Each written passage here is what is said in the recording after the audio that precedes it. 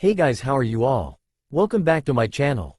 Today we will see what if Fox Naruto protects Hinata. If you enjoy, then please like, share and do comments. A bird-masked Anbu called Sparrow perched on a roof watching as a child in an orange jumpsuit weaved through a crowded street market. Stumbling behind him were the victims of his latest prank. Apparently he had taken offense at a local dive bar where old merchants spent their days. Truth be told, Sparrow enjoyed being detailed to watch the blonde boy. It was both easy and entertaining. He only needed to intervene if Shinobi became involved or Naruto was caught by the villagers, something he hadn't seen yet. Though there had been a few close calls. Sparrow moved to follow the odd display, wondering if he should do something about the men's public drunkenness. Blocks away, another figure mimicked Sparrow's movements, waiting for his chance to act. Naruto laughed as he ran down a side alley that smelled like drunks had used it the night before.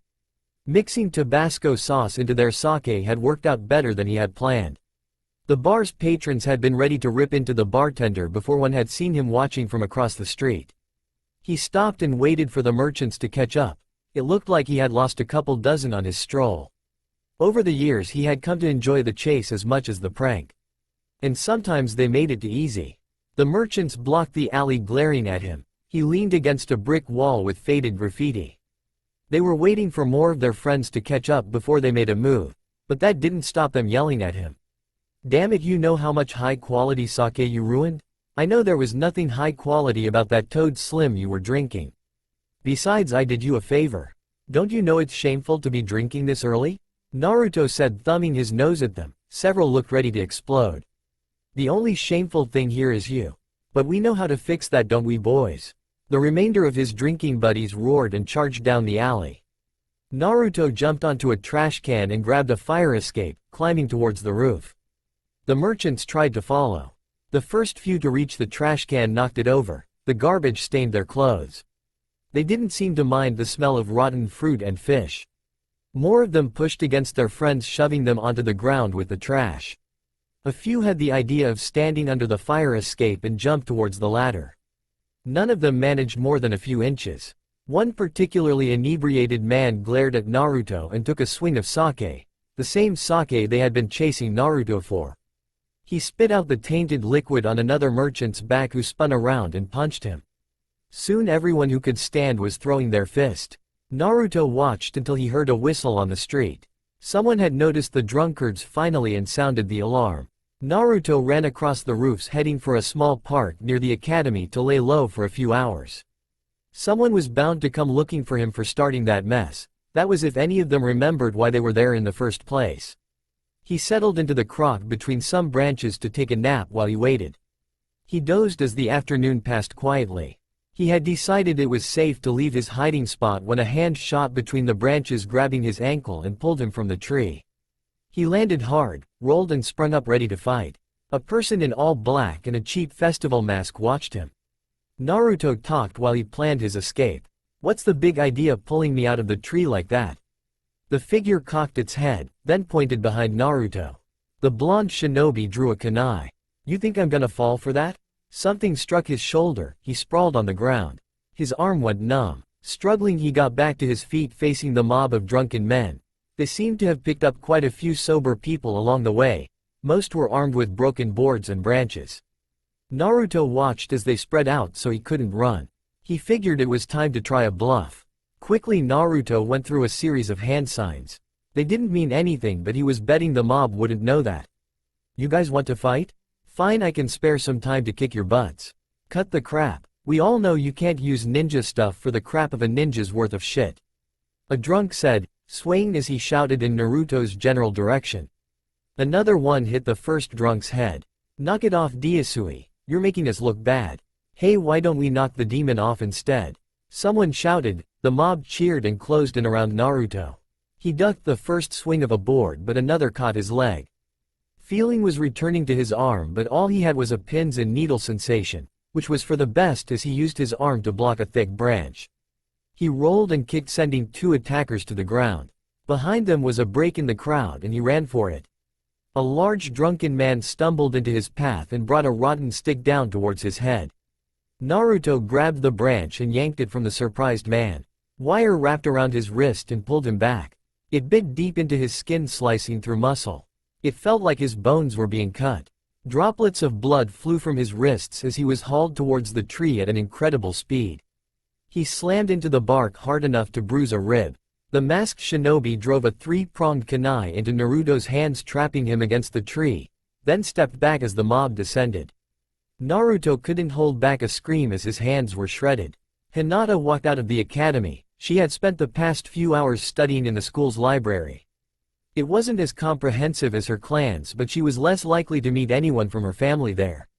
And the slight chance she might run into her fellow student Naruto didn't hurt either. Though the only time she had ever seen him in the library was to hide after a prank had backfired. She smiled at the memory of him ducking under the table she was sitting at. Several shouting people following moments later. Their screams of anger died when they saw Hinata. They quickly bowed and apologized before leaving almost as quickly. Naruto had popped up, flashed her a grin and thanked her. Then ran in the opposite direction. It was the only time she could remember having been glad to have been born into the Hyuga clan. Her smile faded as she once again thought about how even the small amounts of time she was with Naruto was about to end. They were almost ready for the Genin exam. There was no doubt about her passing. The exam was more of a formality. The academy wouldn't dare hold a Hyuga back no matter how poorly they might perform. Naruto on the other hand had already taken the test and failed multiple times. Which if Hinata was honest with herself about, she wasn't too upset with. Because it gave them the chance to be on the same team if he passed this time.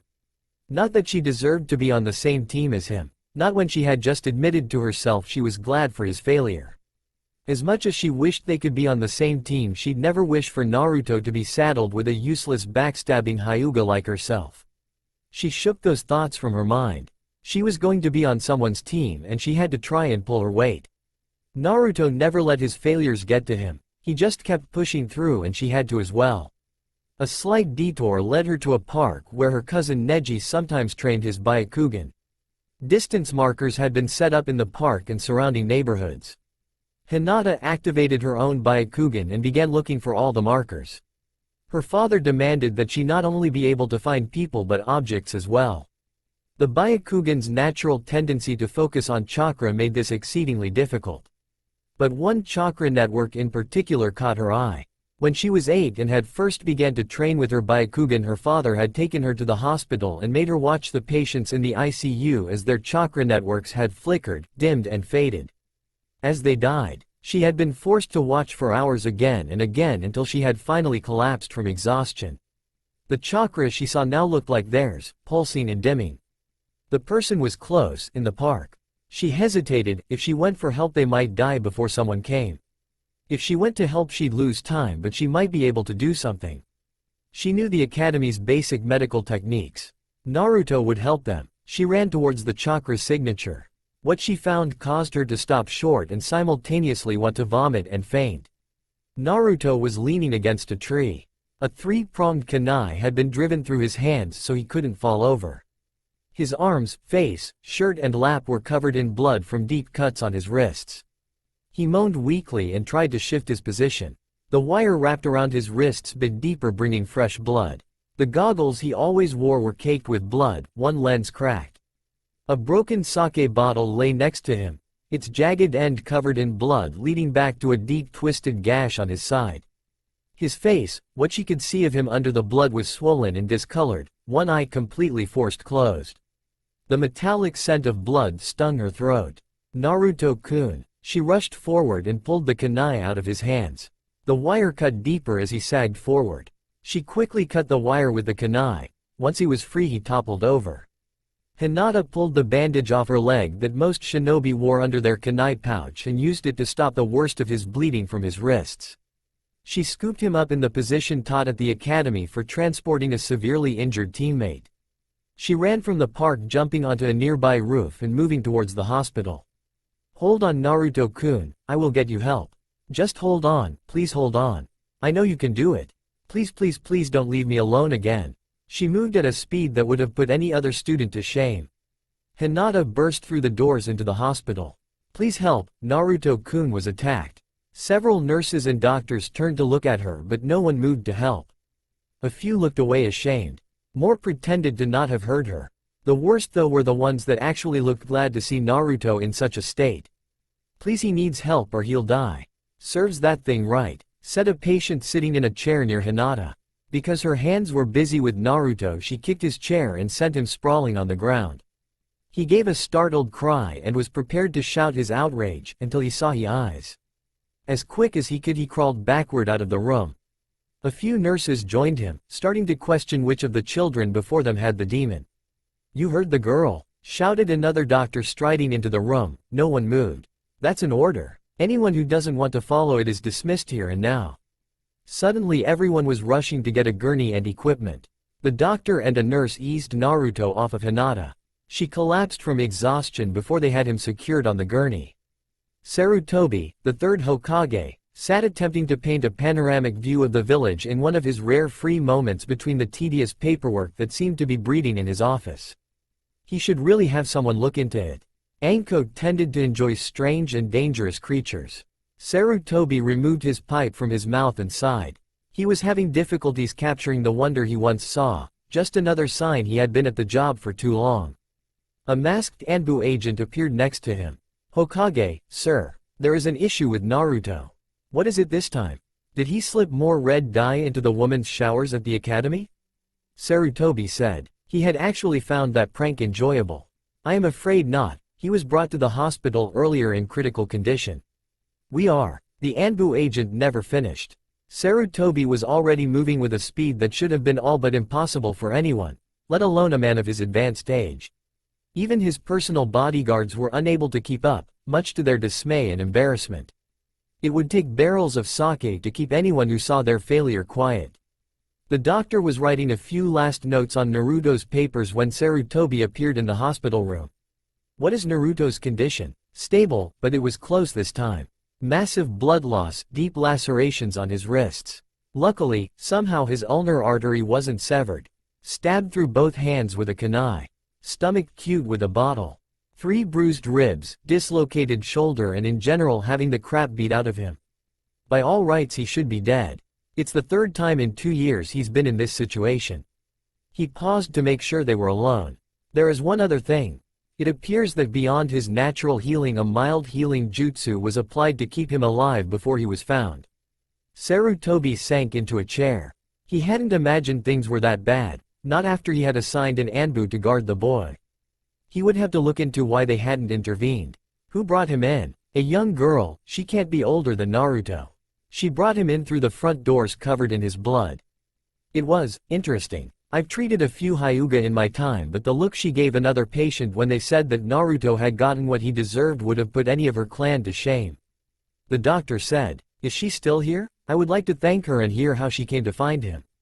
Sarutobi said. The doctor gestured to a small couch partially hidden behind a curtain. Hinata lay on it unconscious. "Physically she's fine, but she passed out as soon as we had Naruto. We really weren't sure what to do with her, so we decided to let her sleep for now."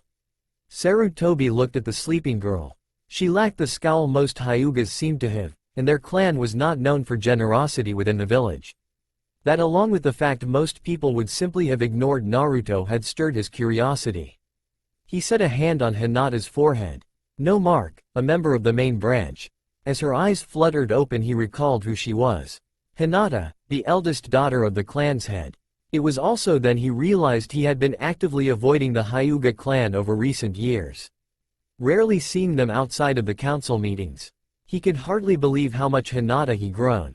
Hinata's eyes fluttered open, stared at the Hokage for a moment before she recognized him. She nearly fell off the couch as she tried to sit up and bow at the same time. Honorable Hokage-sama, calm yourself, there is no need to be so formal," he reassured her. Seeing a flustered Hyuga was quite a sight.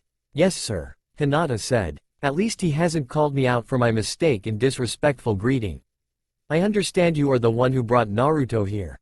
Please tell me how you came to find him." Sarutobi said, kneeling down so their eyes were level.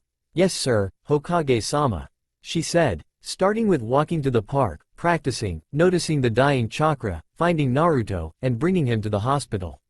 She was tempted not to mention how she acted, but was sure he had already been informed of her dishonorable behavior, and withholding any information was a grave crime. She watched the third's face as she spoke, but it was an almost perfect mask. She barely caught the flicker of emotion when she mentioned the kunai. Are you positive the kunai had 3 prongs? Sarutobi said. Only his years of council meetings allowed him to keep his face calm. His injuries support the claim. The doctor said. Sarutobi nodded and turned back to Hinata, carefully watching her reaction.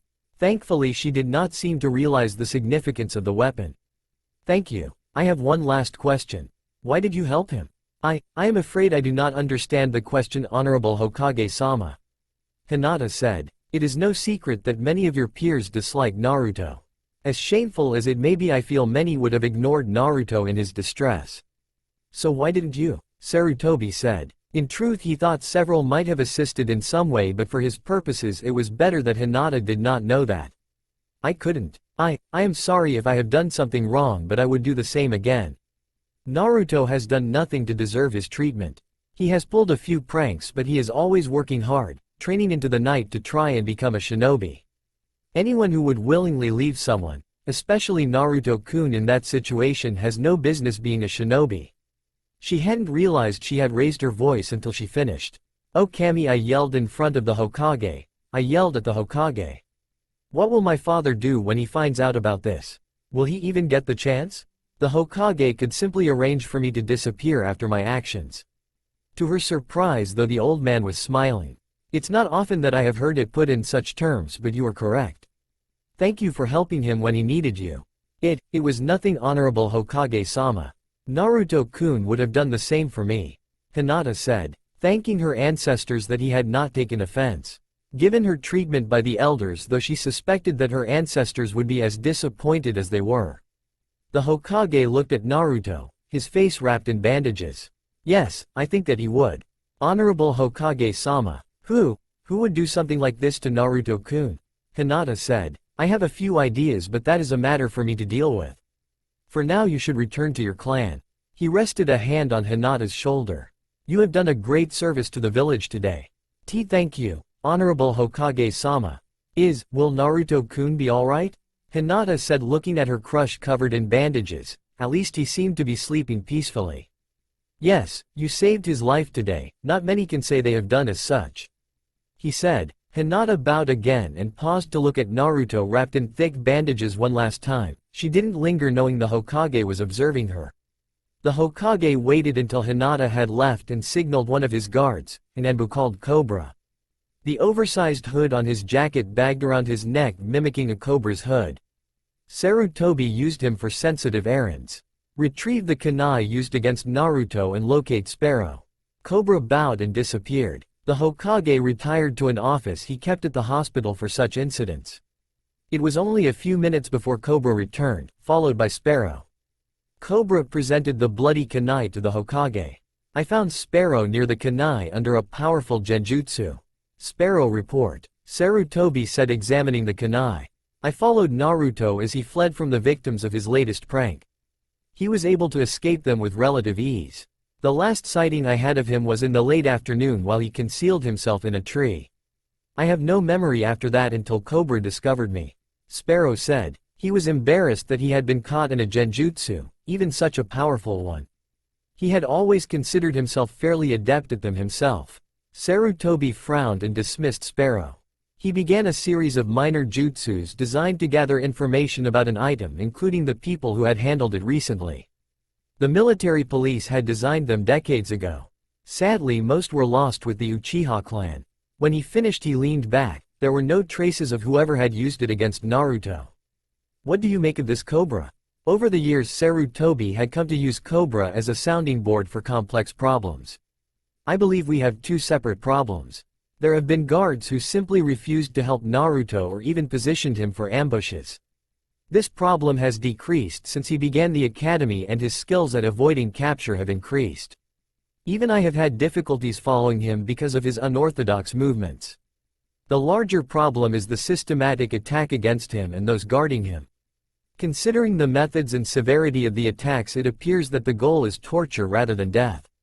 The culprits are skilled, waiting until he has a new guard and a group of civilians after him before using non-lethal genjutsu to incapacitate his guards.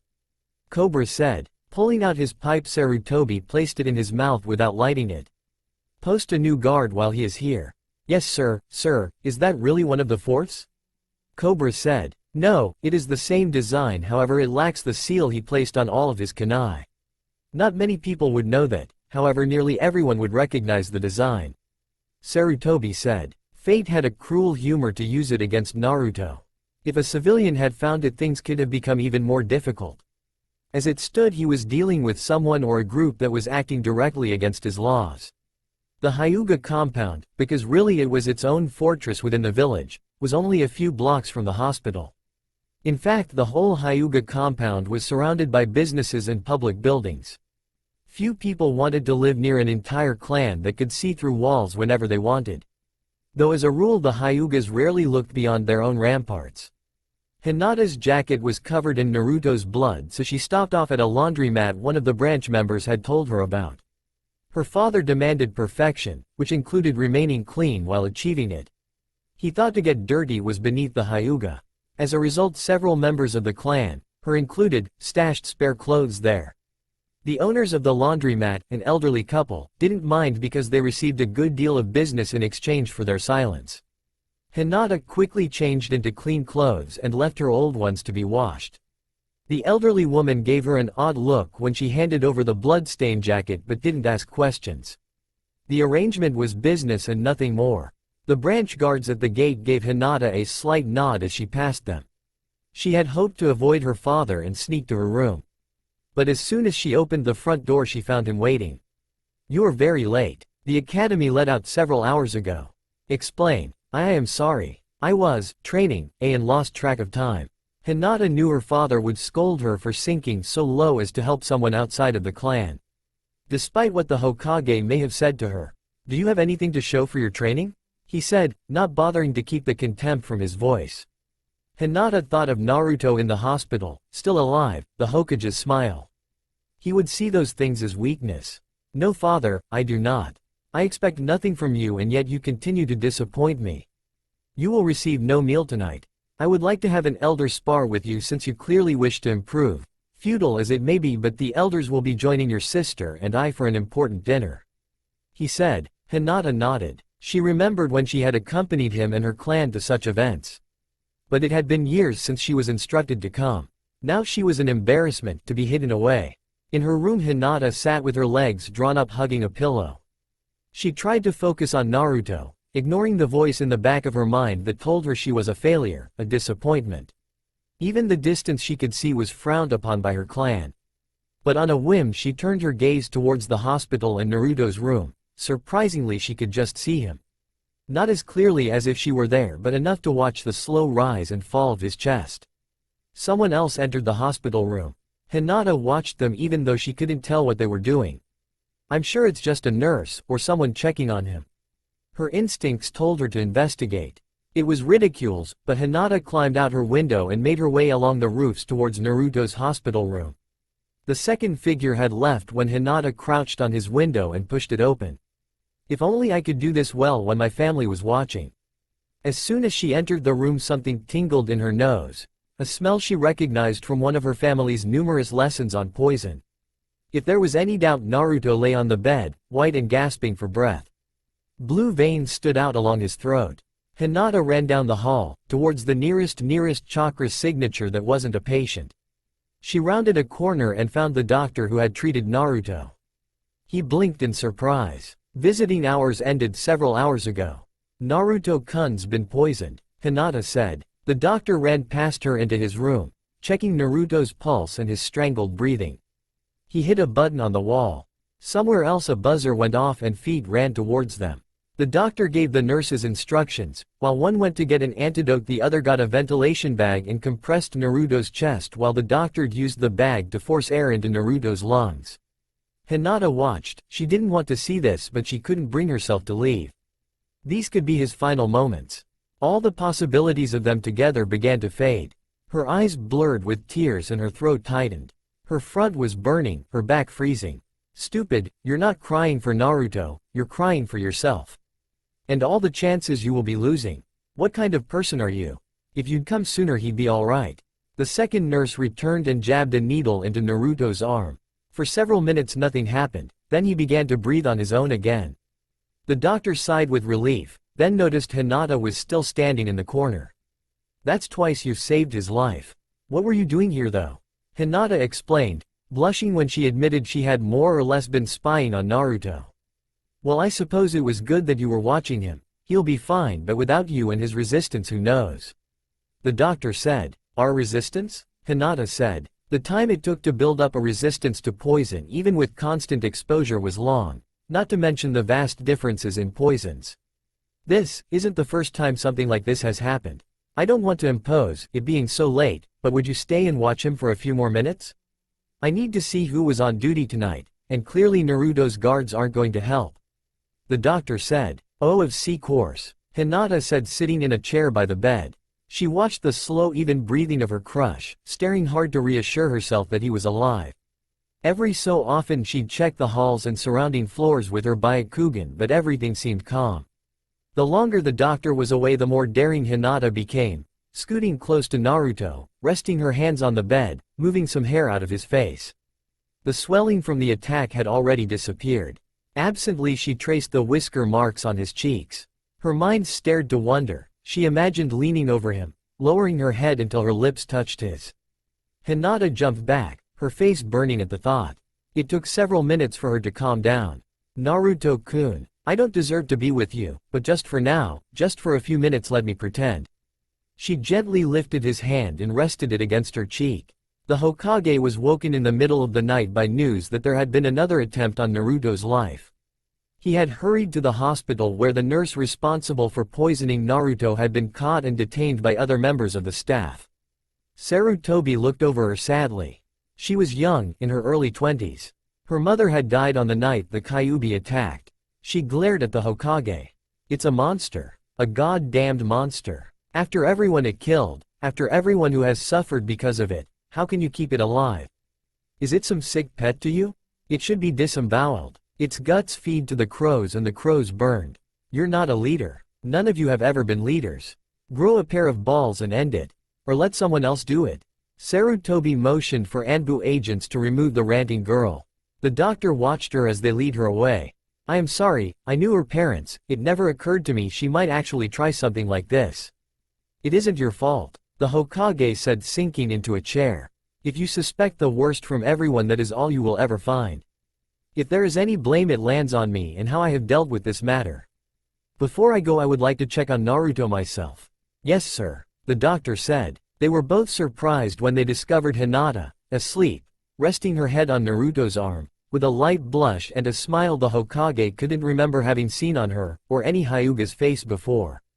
He motioned that they should leave the two alone. Has there been any sign of the Anbu guard? Sarutobi said. 2 attacks in one day, things were quickly becoming worse. Not to mention he was down another Anbu. Not that I am aware of. The doctor said. Cobra, Sarutobi said. While there was no noticeable movement, the Hokage felt Cobra move to locate the missing guard. He returned quickly. The Anbu left to guard Naruto left his post to investigate a nearby alarm. He felt the boy was safe within the hospital. I believe he was honest. Cobra said. I doubt the timing was coincidence. Sarutobi said, it was too neat. The nurse did not appear to be working with anyone, but he would make sure she spoke to someone from the interrogation and torture department. It would probably be a good idea to send the Anbu as well. They were trained to resist torture, but it would send a message. Place the Anbu on a leave of absence and make arrangements for him to question. Also, I am placing you on duty as Naruto's guard for the next few days. We cannot afford another attempt on his life. Yes sir, Hokage, Cobra said. Naruto's whole body throbbed, especially his hands and wrists. Every heartbeat felt like someone was hitting him with a hammer. The smells of bleach and cheap disinfectant stung his nose, and there was a strange pressure on his left arm. He cracked open an eye, wincing at the bright morning light. Why did they paint hospital rooms white? Did they think people liked how bright it made the room? He was suddenly aware that his head was pounding along with the rest of his body. Those drunks must have really done a number on me this time. I haven't felt this bad since they caught me messing with those festival fireworks. He looked over and found a sleeping girl sitting next to his bed, her head on his arm. Her face was flushed, but she had a small smile. He pulled his arm free. The girl stirred, Naruto-kun. Naruto frowned, wondering how she knew his name. He shook her lightly. She looked at him with sleepy eyes. Good morning, Naruto-kun. Good morning, who are you? He asked, his pain pushed aside for the moment. His voice seemed to snap her out of her grogginess. In a second her face went tomato red. She jumped back and dashed out the door. She poked her head around the corner. Why, you're awake, that's good. Naruto stared at the girl, she looked familiar. Then it hit him. You're the weird quiet girl from the academy. Hinata's heart sank. He thinks I'm weird? Now Naruto, that's no way to talk to the person who has saved your life twice. The doctor said. Doc, Naruto said. The doctor walked into the room, ushering Hinata in. This young lady found you in the park and brought you here, then informed me when a nurse poisoned you. That explains why I feel so crappy. Wonder what kind they used this time. He smiled at Hinata. Thank you. Hinata's blush doubled and she fainted. When she came around she was still in Naruto's hospital room, lying on his bed.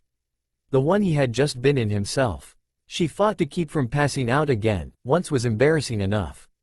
Instead she looked around. Naruto was sitting by the window looking out. When he saw her moving he gave her a giant grin. Most of his bandages had been removed and the ones on his hands were thinner, allowing him to move his fingers. You scared me, just fainting like that. Doc says it's cause you spent most of the night keep an eye on me. His grin faded and he looked slightly confused. How come? Because I didn't want to see you hurt again. Hinata said, unable to look at him. I get a few words with Naruto and this is all I can say? Father is right, I am useless.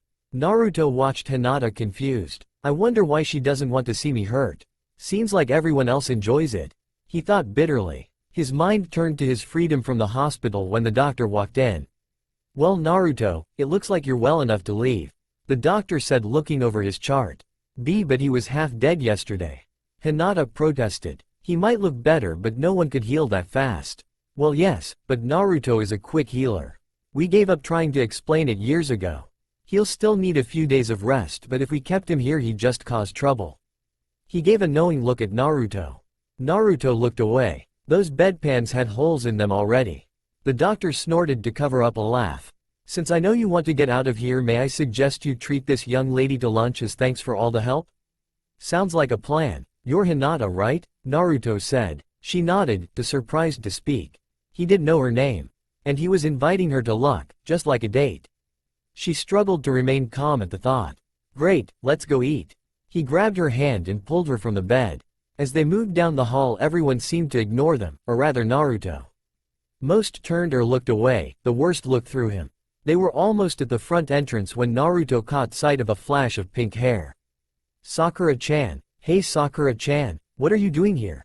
She glared at him. If you must know, I came to see Sasuke-chan. He's here having his eyes examined. As the most important person in the village we have to make sure he's in peak physical condition. But then again it's Sasuke, so how could it be anything less than perfect? So you want to come to lunch with us? Naruto offered, oblivious to her condescending tone. Sakura laughed. Why would anyone want to be seen with you? You probably scared the little weirdo into coming. Why can't you figure out no one wants you here? She raised her fist and swung it at Naruto's head. Hinata stepped forward and brushed the punch aside. Sakura stumbled and stared at her pale-eyed classmate. I wouldn't mind being seen with Naruto-kun. In fact IW would enjoy it. And I am happy to have him here. What the hell? Normally she would have written it off as an annoyance. But Sasuke was further down the hall watching with mild interest. She refused to back down in front of him. Hinata had started to shake, the moment of courage gone. Sakura cringed. She wasn't a bully by nature but she had to look strong in front of Sasuke. She threw another punch, this one aimed squarely at Hinata's face with a silent apology. Naruto caught the punch. Sakura blinked in surprise. He had never done that before. She hadn't even thought he could stop her. Do not hurt Hinata-san. Sakura pulled her hand back, giving Naruto a fearful look before dashing away. As soon as she was out of sight Naruto clutched his hand. Ow. Damn, I thought she was going to break my arm. Are you alright Naruto-kun? Hinata said. Without thinking she grabbed his arm, examining it for further injury. I'll be fine, he assured her. Thank you, Hinata said. I can't believe he did that, he protected me. Of course he did, that's just the kind of person he is. If I was worthy of my clan he wouldn't have had to. Suddenly she realized she was manhandling his arm and let it go with a choked noise. I was just returning the favor for helping me. He took her hand again and led her out of the hospital. Sakura walked down the hall rubbing her hand. She wasn't really hurt, just surprised. Sasuke finished talking to a nurse and turned to leave. She walked faster. Sasuke-kun, how did it go? He gave her an icy glare, but it only sent shivers down her spine. He didn't seem to notice. Fine, how else? That's great. So would you like to go out to lunch with me? Sakura said, trying to match his quick pace. No, he said, walking out the sliding doors. Oh, alright, then how about lunch? Or dinner? We could go see a movie. Sakura said. I have to train. Sasuke said. Oh right, want me to help you? We could spare, or something. She blushed, imagining where a sparring session could lead if she tripped at the right time and they ended up on the ground. No, Sasuke said. Alright, then, let me know if you change your mind. She called after him, clutching her fists. This was Naruto's fault. She had been hitting him since they started the academy. Why did he have to grow a backbone now? Wait, that wasn't right. She could barely remember her first few days at the academy when she was teased and he had offered to share his lunch with her. Before her mother had warned her away from him and begun asking questions about Sasuke. But that didn't matter. Damn it. If he hadn't embarrassed me in front of Sasuke-chan, we would be training together, then lunch, he would invite me back to his place and we could. Sakura blushed as red as Hinata at the possibilities and hurried home to write down her fantasy for later enjoyment. Hinata didn't know where Naruto was leading her, nor did she care. Just being able to walk like this, so close to him, was more than she had hoped for. He laughed and talked the whole time, nothing important, just random things. It was so different from her clan where talking was serious and formal. She smiled and nodded politely, amazed at how lively he was. Just yesterday he'd been all but dead. It seemed that nothing could keep him down or get rid of his good humor. But she did notice how people glared at him. Shop owners moved to block their doors and parents pulled their children away as if they feared he would eat them. Naruto pretended not to notice, but Hinata saw him falter, just for a second. He stopped in front of a small ramen stand. He went in and took a seat at an empty stool. Hinata hesitated a moment before following. A young woman behind the counter smiled at them. Good morning, Naruto. Hi, Ayame. Naruto greeted her. So who's this? Don't tell me you've already gotten a girlfriend? Ayame said, teasing her favorite costumer. Hinata made a squeaking noise as she forgot how to breathe.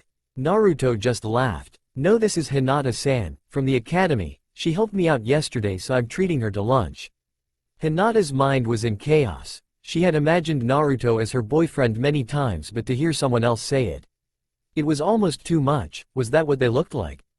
There was a chance of it now, small as it might be. At least she was talking to him, and eating with him. Suddenly there was a bowl of ramen in front of her. She couldn't even remember what she had ordered. She took an experimental taste. Miso, and it was delicious. As she ate, she watched Naruto.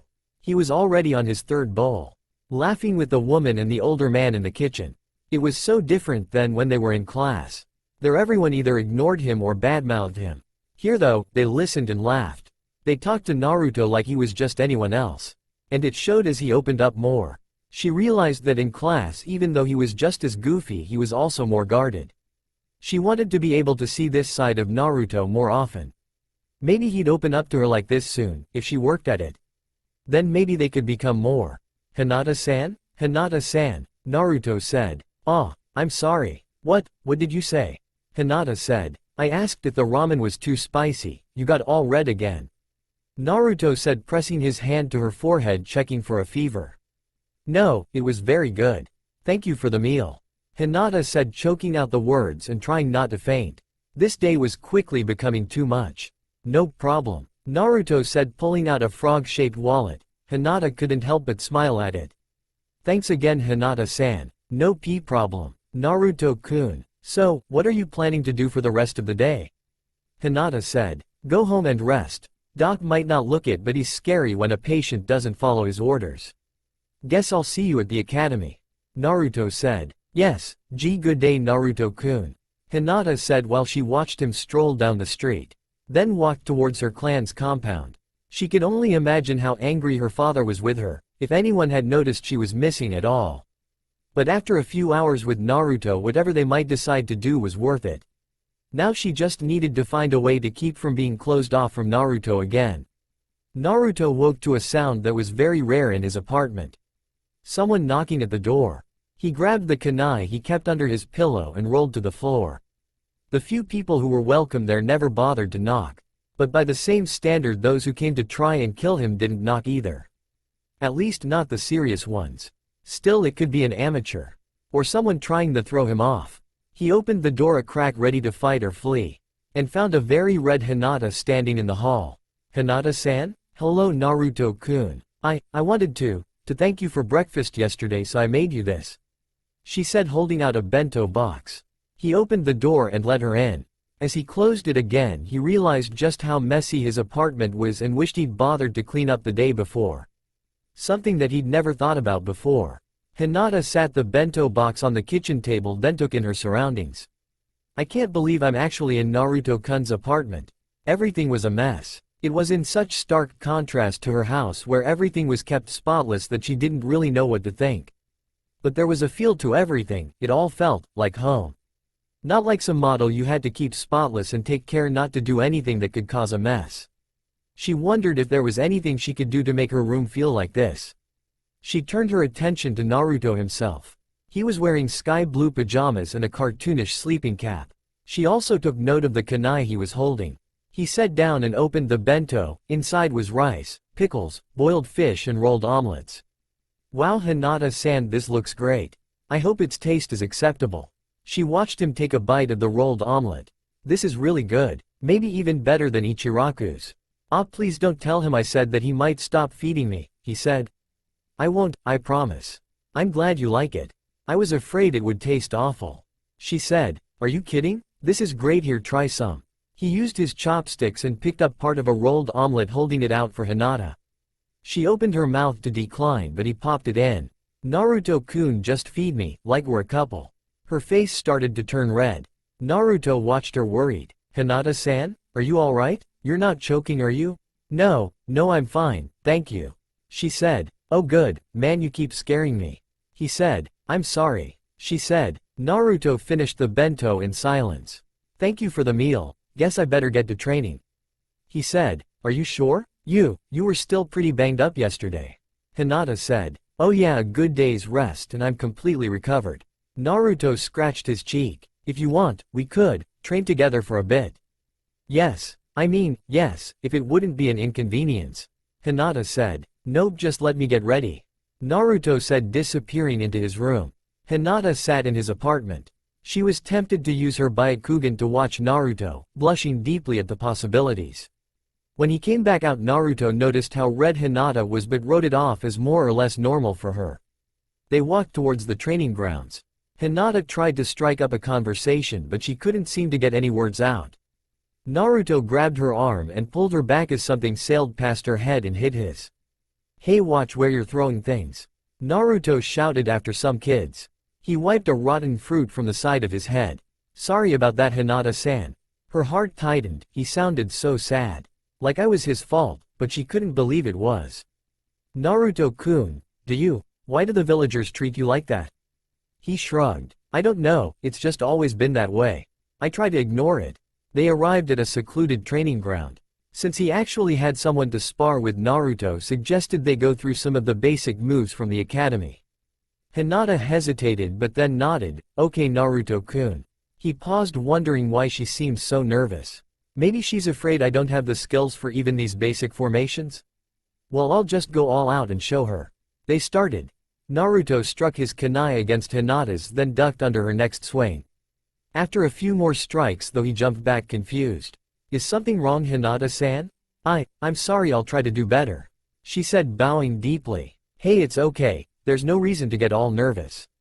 I was just wondering cause you were a lot faster when you stopped Sakura's punch yesterday," Naruto said. "I was?" Hinata asked, surprised. "Yay, just relax," he said. They started again, this time going through the motions slower. As they kept going though, Naruto speed up slightly. And again, until they were moving at full speed. Their kunai a blur, flashing in the sun. They finished the set, both were panting, exhausted. "See, you did fine. You could even keep up with me," Thank you, Naruto-kun. Hinata said, blushing at the compliment. So want to try some real sparring? Naruto said. Alright, Hinata said. They started off slow again. Hinata fell into her clan's fighting style and Naruto was hard-pressed to hold his ground against the onslaught. Then Hinata overextended herself and he grabbed the upper part of her arm to throw her off balance. What he didn't expect was the scream of pain she gave. He immediately let go. Hinata-san? She winced but tried to smile. Sorry, I'm alright. Let me see your arm. Naruto said. I am fine, really? She said. Hinata. He said. Slowly she removed her oversized jacket. Naruto looked at her arm where he had grabbed her. She had a deep, painful-looking bruise, the edges yellow. Hinata wished he'd stopped staring at her like that. What happened, Hinata? He asked. His voice was so gentle and kind, filled with concern that she didn't answer for a minute. Does he generally care about me? No, he's probably just worried about losing a sparring partner. Is he regretting offering to train with me? I was sparring with an elder. Hinata said. This is kind of far to take things for just sparring. Naruto said. Not really. I am just not very good at it. Damn it, why can't I stop stuttering? I must sound like a fool to Naruto-kun. What are you talking about? You were great. He said. I disappoint my family when I spar at home. She said. I can't believe that. Maybe you just need a little more practice. He said. Hinata nodded. She didn't want to admit to Naruto that she had been training for years. Her own family had given up hope on her improving. She pushed the focus from herself. Maybe we should practice for the exam. Naruto didn't look too thrilled with the idea but nodded. Hinata watched for half an hour as Naruto produced one dead-looking shadow clone after another. She couldn't figure out what he was doing wrong. Naruto-kun, wait a minute. I think I might be able to help. How? He said. Byakugan, Hinata said. Wah, Hinata, your eyes are bulging. Are you alright? Naruto said. Yes. This is my clan's Keke Genkai. She said. Kike what guy? He said. Hinata tried to hide her smile. Keke Genkai. It's a blood trait. Something that can't be learned by anyone who isn't born with it. Oh, so, what's it do? He said. I can see chakra networks in the body. She said. Cool, like X-ray vision? He said. Exactly. She said. Wow, imagine what kind of pranks I could pull with those. So you ever pull anything with them? Naruto said. No, but I did use them when I was little to find the best prize in my cereal. She said. Way to go. But how will they help me with this stupid jutsu? He said. I can watch your chakra and maybe see the problem. She said. If you say so. Naruto preformed the jutsu again. Hinata watched carefully. Naruto-kun, I think I see the problem. You're putting too much chakra into your right hand. Naruto looked at his bandaged hand. Well, yay, the academy instructors told me all about how it was my dominate hand and I had to put as much chakra as I could into it to do the jutsu. Hinata shook her head. You have to balance your chakra to do it. What, really? I guess those instructors weren't trying to help me at all. Damn it. Guess it was too much to hope a teacher would actually try and help me. It's alright, Naruto-kun. You have the rest of it down, so you should be able to do it easy. I know you can, she said. He looked skeptical. Well, if you say so. Naruto focused his chakra as best he could and concentrated. Kage Bunshin no Jutsu. Two perfect copies of Naruto stood next to him. They looked at each other then. Oh yeah, I am awesome. They hugged Hinata. Thank you. We never would have gotten that. You're an awesome teacher. Naruto, three of him, hugging me.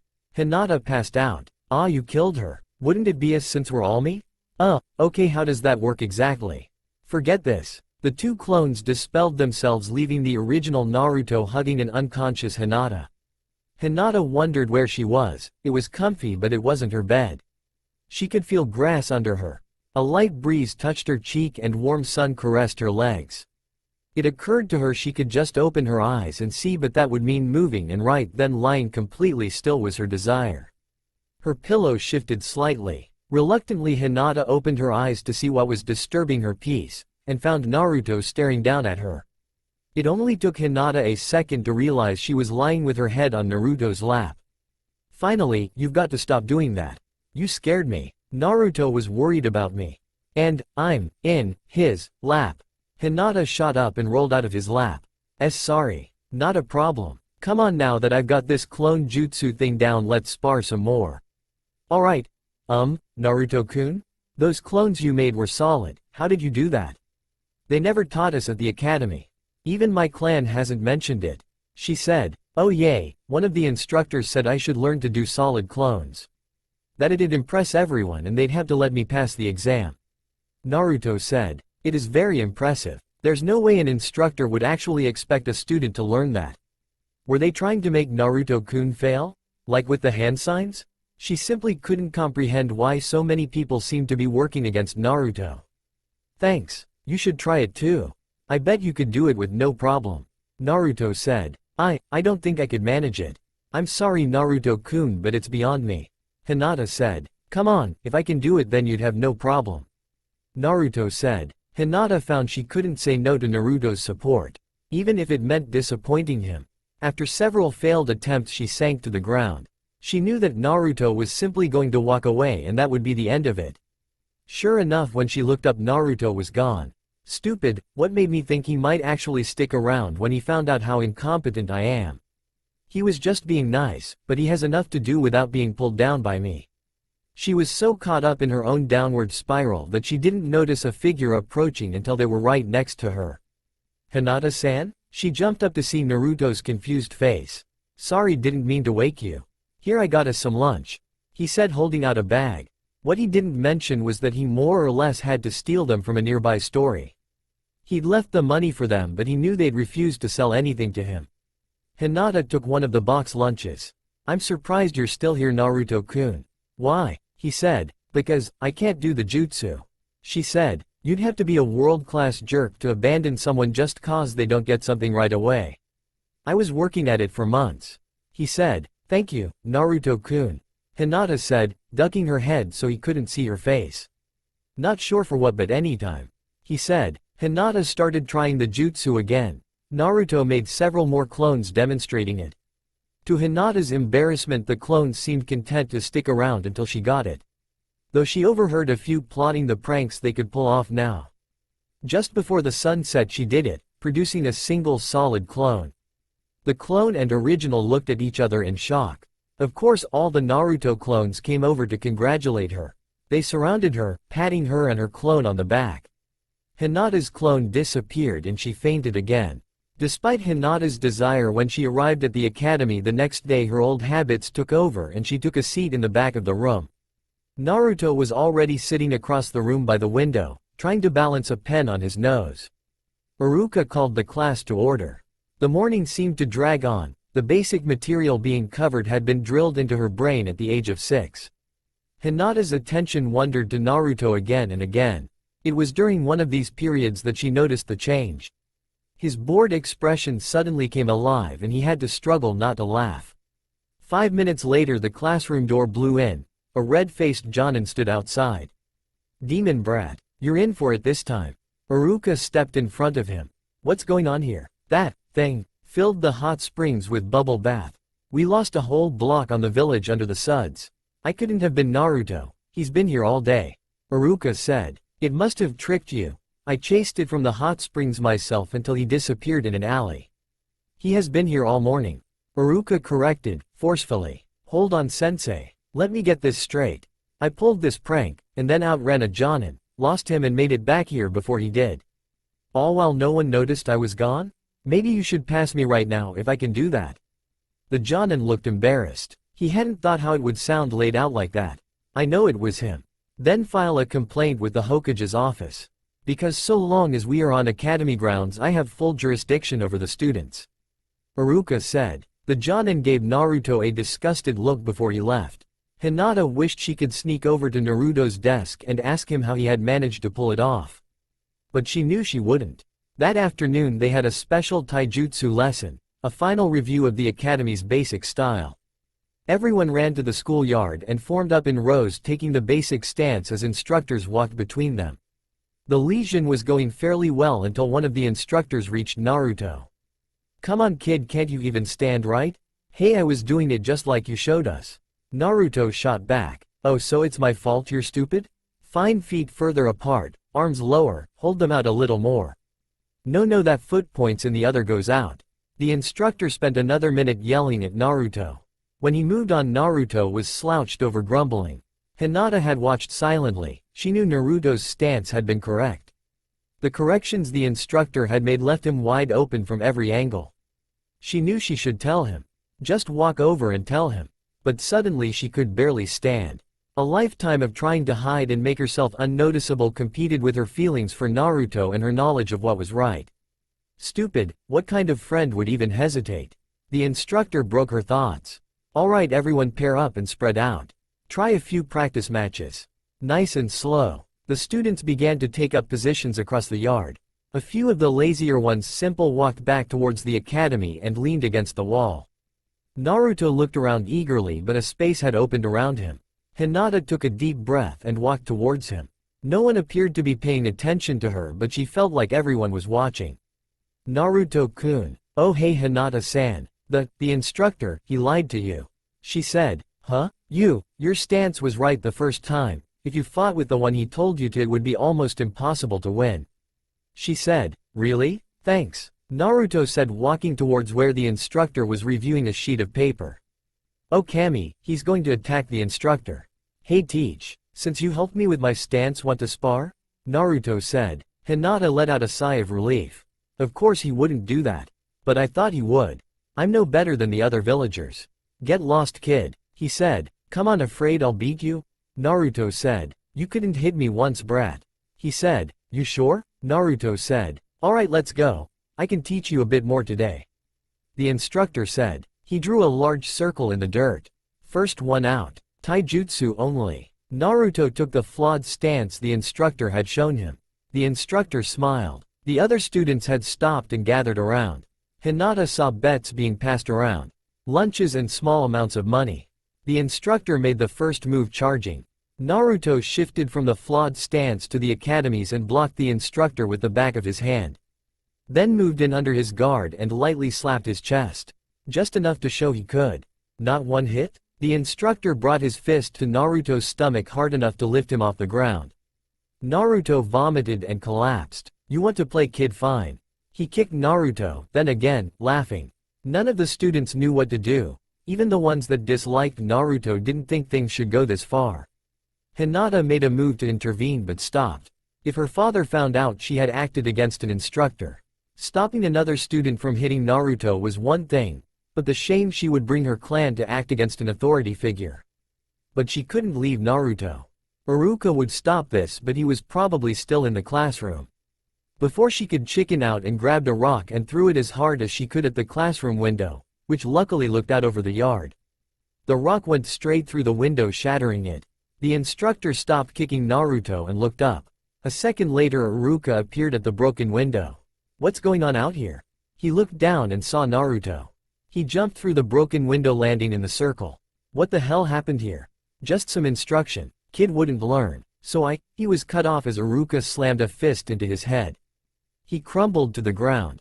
Iruka picked up Naruto and carried him to the infirmary. Hinata silently followed. After a quick check by the less than thrilled nurse, Naruto was declared fine. He was laying in one of the beds recovering. Iruka-sensei? Hinata said. Oh Hinata, what can I do for you? Iruka said. It was me who threw the rock. I will pay for the window. But it was the only thing I could think of to help him. Hinata said. I see, well I think we can take it out of that ex-instructor's final pay. Thank you. Now I need to send someone to get him some clothes. Iruka said. I will. Hinata volunteered. Are you sure? Iruka said. Yes. Hinata said. Alright, hang on, I'll get you his address. Iruka said. That's alright, I know where it is. Hinata said, leaving the room. Hinata moved across the village roofs towards Naruto's apartment. I couldn't stop Naruto from being hurt, but at least I can do this. Naruto's apartment was in the closet thing Konoha had the slums. The buildings were old and run down, broken windows, rusted pipes. She had been so nervous that last time she had been there she hadn't paid much attention to the surroundings. There was no greenery whatsoever. A few window boxes contained dry dead flowers brown with age. The roof of his building had been patched with scrap metal and the walls were filled with cracks between warped wood. His apartment wasn't as messy as Hinata remembered, but it still felt lived in. More like a home than her clan's mansion had in years. but in as bad of shape as the rest of the building. The walls were cracked and there were spots of the ceiling from water damage. A thin rug on the floor had several discolored spots and partially covered a piece of exposed plywood. She took her time walking to his bedroom. It was in the same condition as everything else. An old bed, chipped glass in the window.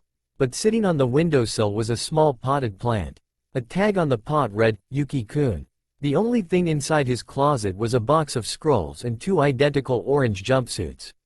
She took one and returned to the academy. Naruto had completely recovered by the time she returned and thanked her for the clothes. He pulled a thin curtain around his bed for privacy while he changed. "Naruto-kun?" she said. "Yeah?" he said. How did you pull a prank at the hot springs without anyone here noticing?"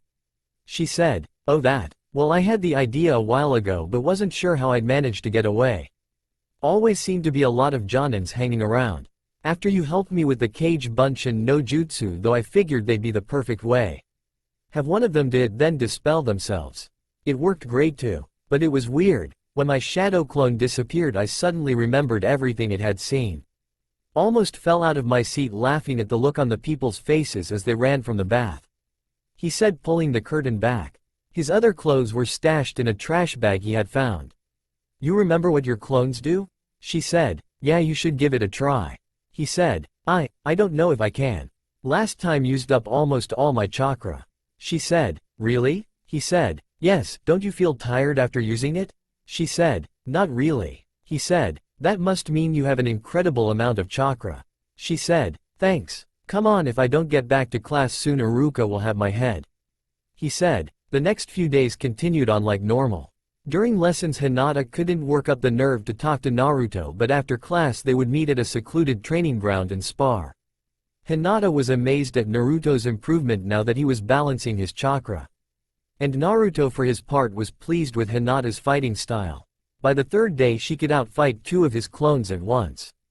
Naruto's own taijutsu was also improving now that Hinata had pointed out the subtle changes the instructors had made to the academy's style. She quickly realized the only reason he was able to fight at all with his old style was because of his natural stamina and unique attack methods. After an interesting sparring season where Naruto ended up stuck in a tree, they sat down to eat a late lunch Hinata had made. Naruto insisted that afterwards they would practice cage bunshin no jutsu, even though Hinata could only make and hold one for a minute or so. Afterwards she felt as drained as if she had sparred with her father for an hour. The smile Naruto gave her afterwards was worth it. She looked out over the training ground, and saw a square rock moving along the edge of the clearing. "Naruto-kun? Yeah?" Hinata pointed towards the rock. She could see 2 large eye holes in its side now. Naruto turned and looked. "Oh him. Don't worry." He leaned in close. "Hey, I've got an idea. Pretend you're talking to me. What do you want me to say?" Hinata asked, but Naruto had already walked behind the tree then around the other side. Whoever was in the box couldn't see that he had made a shadow clone that disappeared into the trees. Naruto waved across the clearing. "Hey old man," Naruto said. The 3rd Hokage strolled towards them. Hinata jumped up to bow, but he waved her gesture off. "Hinata, Naruto. I have been looking for you. I have decided to make it official. Naruto, I will name you as my successor." "What?" said a muffled voice from the square rock. It was tossed aside and a young boy stood glaring at the Hokage. "How could you make him the next Hokage and not me?" The Hokage looked at his grandson. Then fell to the ground laughing. So did Naruto. The Hokage disappeared in a puff of smoke. "That was you." The young boy ran at Naruto. Naruto caught him by the back of his shirt as he ran past. "Konohamaru, when you're undercover on a mission you can't give yourself away just cause something unexpected happened. That could get your whole team killed. How was I supposed to know that was you? Last time you could only make a dead clone. You weren't supposed to know it was me. And Hinata helped me with the shadow clones. They're even solid. Check it out." He let go of Konohamaru and summoned 2 shadow clones. They each patted him on the back before disappearing. "Wow boss, that was great. How'd you do it?" Konohamaru said. "Like I said, Hinata helped me figure it out." Naruto said. "Who's Hinata boss?" he said. "Oh right. Konohamaru, this is Hinata. Hinata, this is Konohamaru, the Hokage's grandson." Naruto said. Hinata started to bow, but Naruto stopped her and pulled her away. He doesn't really like people to make a fuss about being related to the Hokage. People always call him honorable grandson and stuff, hardly anyone even knows his name. But, how should I act around him? If I do something disrespectful? She said. She could only imagine what her father would do to her. Relax, he doesn't care about all that proper stuff. Just treat him like any other kid. Naruto said. Alright. How do you treat a normal child? Hinata said. I don't know, just be nice and knock him over the head if he does something stupid. Naruto said. Hinata looked horrified at the thought of hitting someone as important as the Hokage's grandson. Hey boss, Hinata's kind of cute, you and her? Konohamaru said, holding up his little finger. No, Hinata's just a friend, Naruto said. Oh really? Then maybe I'll take her. He said, grabbing Hinata's hand. Cut that out, Naruto said, pulling Konohamaru away from Hinata. Ah come on boss, I was just kidding. So you still going to play ninja with me? He said. I don't know, me and Hinata were supposed to work on our shadow clones.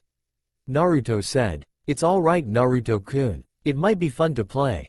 How about Konohamaru hides and we see who can find him first? Me or your clones? Hinata suggested. Alright, sounds good. You up for it Konohamaru? Naruto said. Of course. I can show you my awesome ninja camouflage skills. He said, running out of the training ground. So how long should we give him?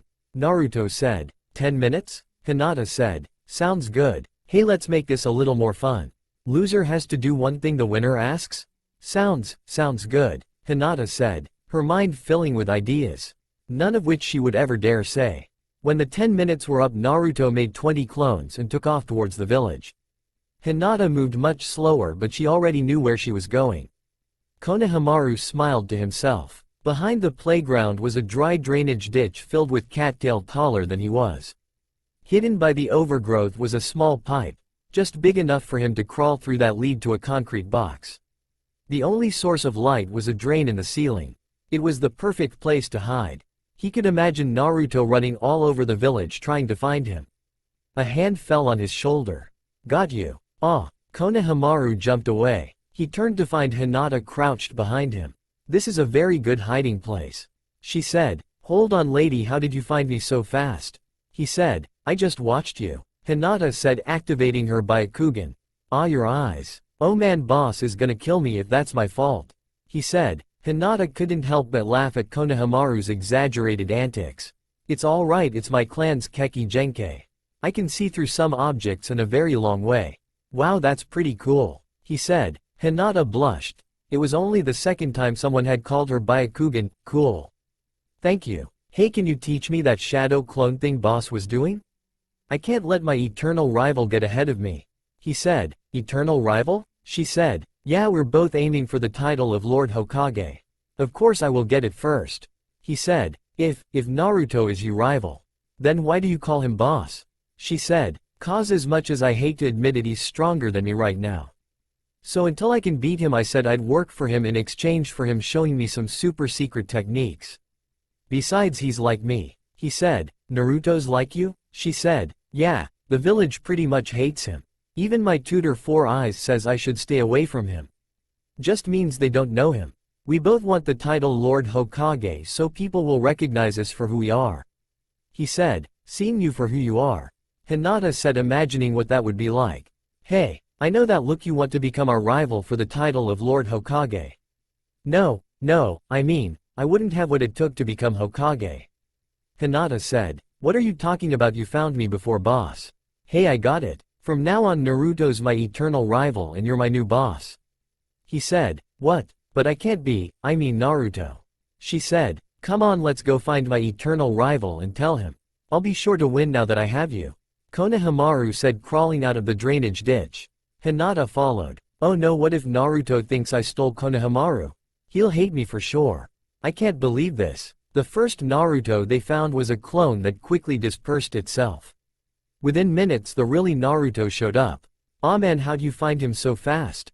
Naruto said. That's a trade secret, Konohamaru said. And Hinata is my new boss cause she found me first. I guess I won't show you any of my new secret super awesome techniques then. Naruto said. Come on boss, I was just kidding, can't you take a joke? Konohamaru said. Nope, Naruto said. Come on, you're not serious are you? What if I gave you some valuable intelligence? Konohamaru said. Like what? Naruto said. I saw 4 eyes reading an orange book. When I asked him what it was he said nothing and wouldn't let me see it. I think it's full of high-level jutsus. Konohamaru said. Tell you what, you get the book and we'll check it out. Naruto said. You got it, boss, he said. They continued to play with Konohamaru until it began to get dark. After he left them for some kind of surprise attack, they went back to the training area to recover their gear. Naruto-kun, I am sorry about today. I didn't know Konohamaru would want to make me his boss. Don't worry about it, that's just how he is. He'll call anyone boss if he thinks they can teach him a new jutsu. Naruto said. That's not true. When he calls you boss, his eyes light up. With you he means it.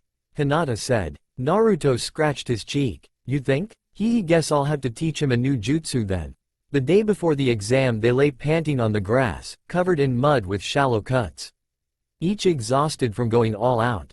So Hinata-san, want to go get some ramen with me? Yes, I'd like that very much. Great. He got to his feet and helped Hinata up. Over the last few days she had also managed to keep from passing out every time they touched. Not that that helped with her blushing. It was good for her. Naruto had already decided that blushing was just something Hinata tended to do for no apparent reason. On their way to Ichiraku's they heard a commotion from the side of a building. Out of sight of the street, 3 boys had cornered a younger one and had him on the ground. Naruto ran down the alley. Hey, leave him alone. The 3 boys stopped and looked at Naruto, the kid on the ground and back. Hinata smiled, leave it to Naruto. But then the 3 boys helped up the younger one and all 4 attacked Naruto. Hinata froze. She couldn't believe they would just set aside the beating they were giving to hurt Naruto, or that the younger boy would join them. Then she moved. Naruto hadn't raised a finger against them. Hinata was less forgiving. Knocking the first 2 back with an open palm slap. The other 2 turned tail and ran. She knelt next to Naruto. Why didn't you fight back? They were just kids, not like they could do much to me. And, I was kind of taken by surprise.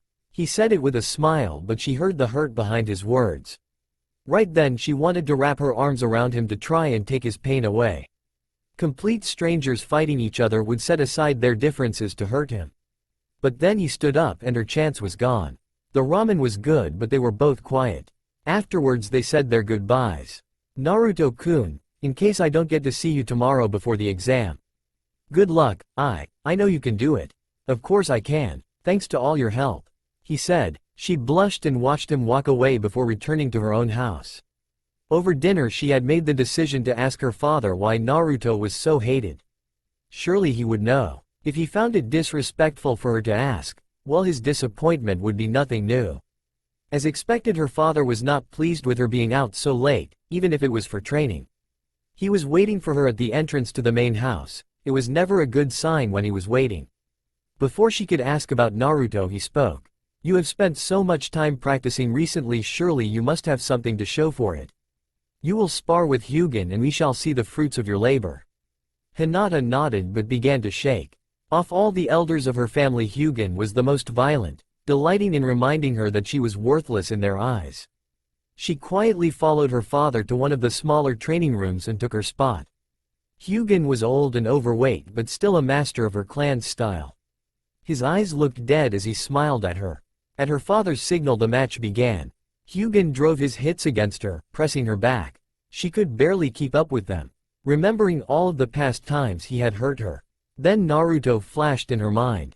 He said she was fast, strong, and she trusted him. I can do this. I can do this. I can do this. Hugin struck her arm, swiped her feet off the floor and slammed her down. He followed his victory by hitting several chakra points on her stomach. She doubled over, tasting blood, her body racked with pain, back spasming.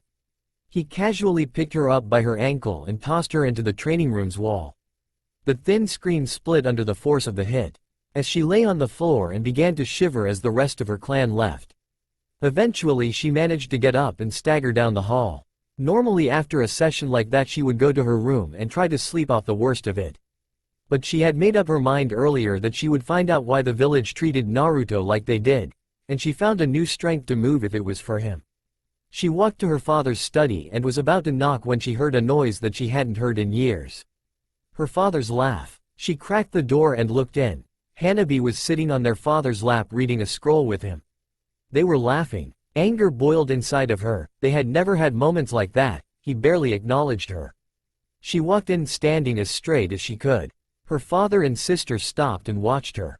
I apologize for interrupting, but I have a question. There is a boy in my class who is treated very poorly by the village. I was hoping you could tell me why. His name is Naruto Uzumaki. Her father's face darkened. He is a monster, beneath even you. Do not have any contact with him.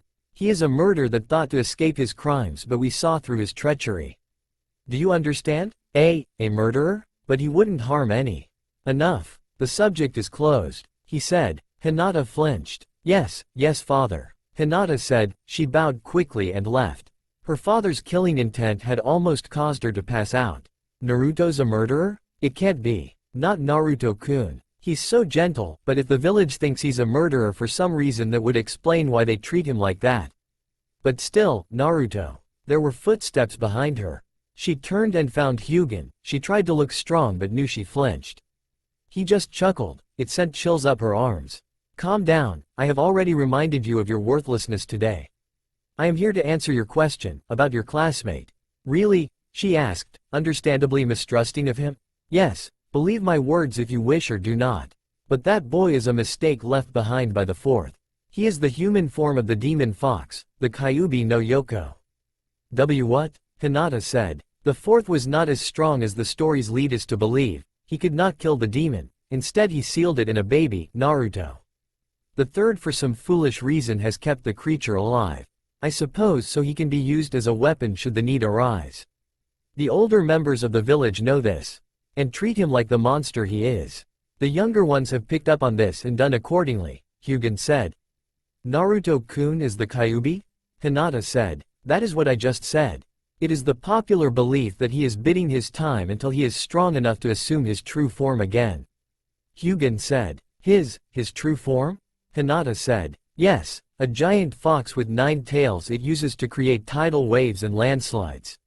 The very earth revolts against its presence. A creature of nothing but hate. It feels nothing else, but by all means associate with it. Perhaps when it reveals its true form it will have the decency to kill you so that you no longer embarrass us. Hyugen said. Thank you for the warning, respected elder. Hinata said, bowing, then hurrying to her room.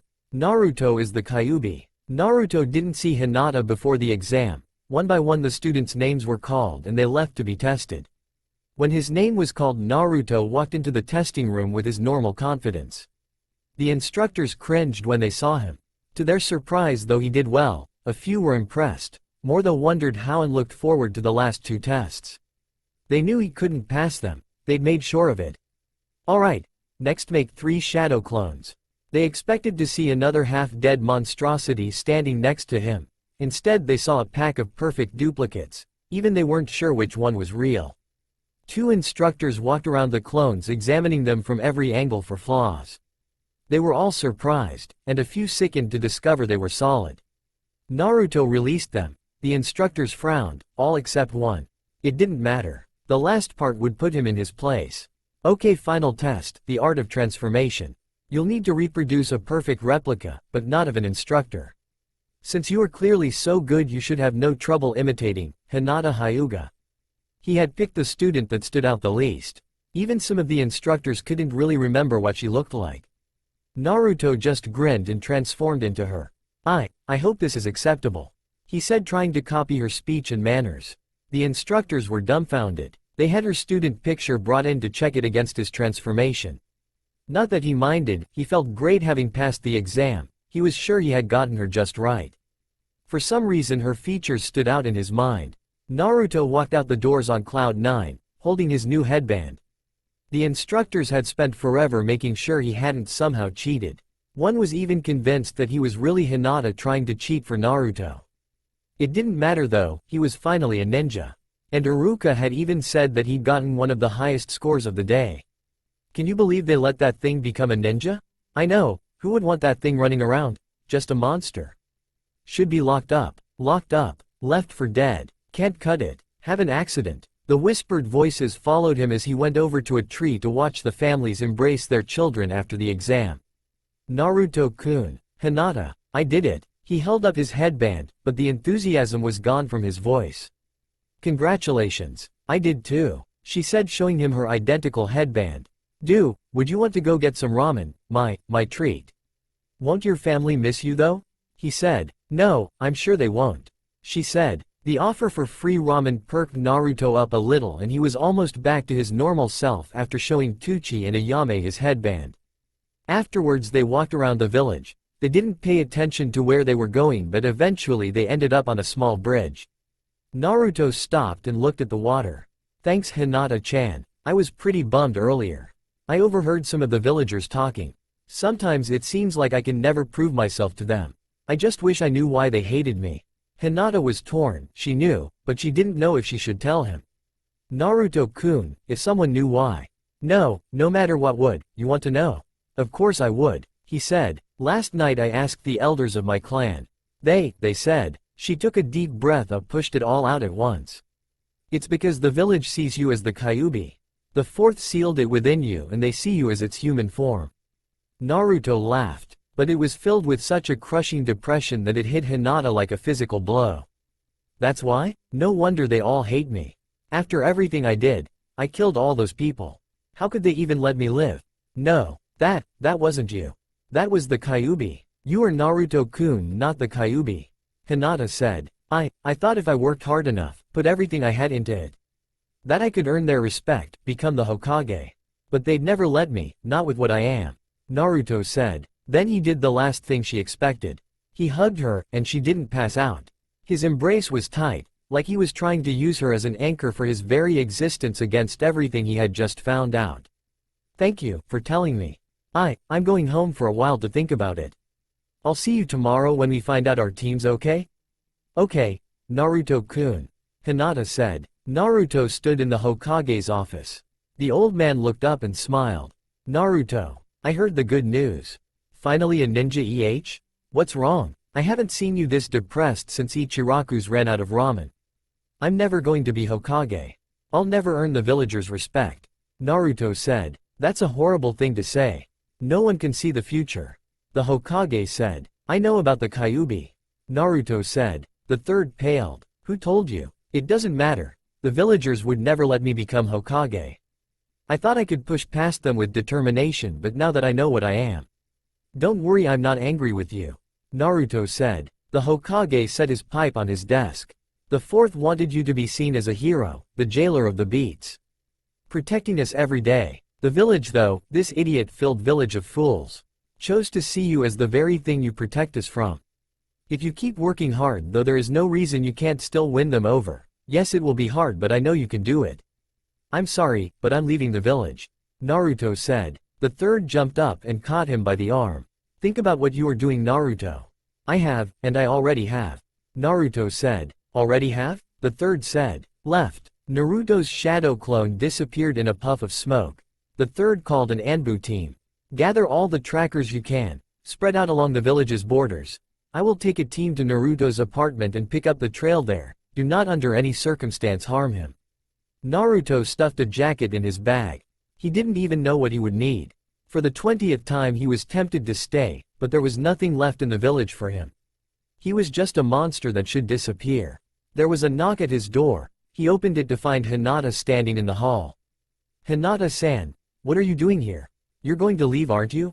She said. How do you figure that out? He said. Hinata activated her Byakugan. Oh right, guess I would use them for the same thing. He said. Please, don't go. She said. There's no reason for me to stay, the villagers will just keep attacking me. The instructors will do whatever they can to keep me from advancing. Naruto said. Prove them wrong. Keep protecting them. It doesn't matter if they're all against you. I'll help. I'll protect you from the villagers. I can't do much, but I'll do everything I can to make you happy. Hinata said. Thank you, but they just come after you too, Hinata-san. They might even try to kill you too. He turned back to his bag. Hinata wrapped her arms around his chest from behind, resting her head against his back. He couldn't move. For a second he wondered if she had pressed a chakra point, but he knew she hadn't. My family thinks I'm worthless. They gave up on me years ago. But you keep trying to help me. The way they treat me is nothing compared to how the villagers treat you, but you keep smiling. All I do is hide. But since we've been training together, I have been able to at least lift my head again. Just being near you makes me feel stronger. Without you I'd have already fallen. I love you. Hinata said. Naruto was frozen. She loves me? Hinata-chan? For several long minutes they didn't move. Hinata was sure she had just broken things between them and waited for him to laugh at her, to tell her she was just a creepy weirdo. But that wouldn't matter. She had said it, she had finally done it, and she had no regrets. Finally Naruto spoke. I really don't know what to say. I don't know a lot about love, or anything like that. But I guess if I helped you out, then everything's been worth it so far. But, I don't know. I don't know what I should do. If you leave, then I'm coming with you. Hinata said with as much conviction as she could muster. But your family, Naruto said. They are blood relatives, not a family to me. They are only a family when I'm not around. She let go of him and stepped back, pulling up her shit. Naruto's eyes widened in disbelief. Hinata's stomach was covered in deep circular bruises and a long one that ran from her hip up her side, making it hurt to move. They know that I've been training and wanted to see what I had learned. This is what he did to me, after he won. Anger rose in him. All his life he wanted a family, and here was one with a daughter as wonderful as Hinata, and this is what they did to her. Hinata touched Naruto's arm. If it wasn't for you, they gave up hope on me, and so did I. But when I'm with you I get a little stronger. And even if it's just a little bit, it's because of you. You've already done the impossible, making me stronger, so becoming Hokage should be a piece of cake. Naruto was torn. He wanted to leave, but a stronger part needed to stay. To find out what would happen with Hinata and help protect her from her so-called family. Hinata was trembling. She had used up everything she had, laid her heart before Naruto. It was too much and she collapsed. Naruto caught her and laid her gently on his couch, then sat on the floor leaning against it, thinking. The Hokage and his team rushed into Naruto's apartment and were surprised to find Hinata asleep on his couch. Along with Naruto leaning against it, one of her arms draped over his shoulder. The Hokage motioned for the others to leave the room, then knelt by Naruto. Naruto reached up and gently brushed Hinata's hand with his. I've changed my mind. Naruto, the paths the two of you have chosen will not be easy, but you can walk them. And I promise that before my time comes this village will see you as the hero you are. Believe it. He rested his head in his hands. Oh Kami, you've even got me doing that now. Hinata woke up early in the morning. There was a moment of panic about what her family would do to her. She hadn't been home since before the exam. But seeing Naruto's sleeping face, and him actually holding her hand, dispelled her fears. Looking around his apartment she saw the same familiar mess. She was tempted to start cleaning it for him but didn't know if that would seem pushy. He hadn't really said how he felt about her. Naruto stirred. Good morning. Good morning, Naruto-kun. You stayed. Hinata said. Yay, I still don't know about any of that stuff, but I guess I can stick it out a while longer and see what happens. Hungry? He said. She nodded her head. Surprisingly, he did have more than ramen in his kitchen. Though his milk had expired and she refused to let him use it. Oh come on, what's cereal without milk? Naruto said. I could, go buy some. Hinata offered. Naruto agreed and gave her some money, insisting since it was for his apartment. While she was gone he made several shadow clones to clean his apartment. The mess had never bothered him before, but with Hinata around he suddenly wanted it to look clean.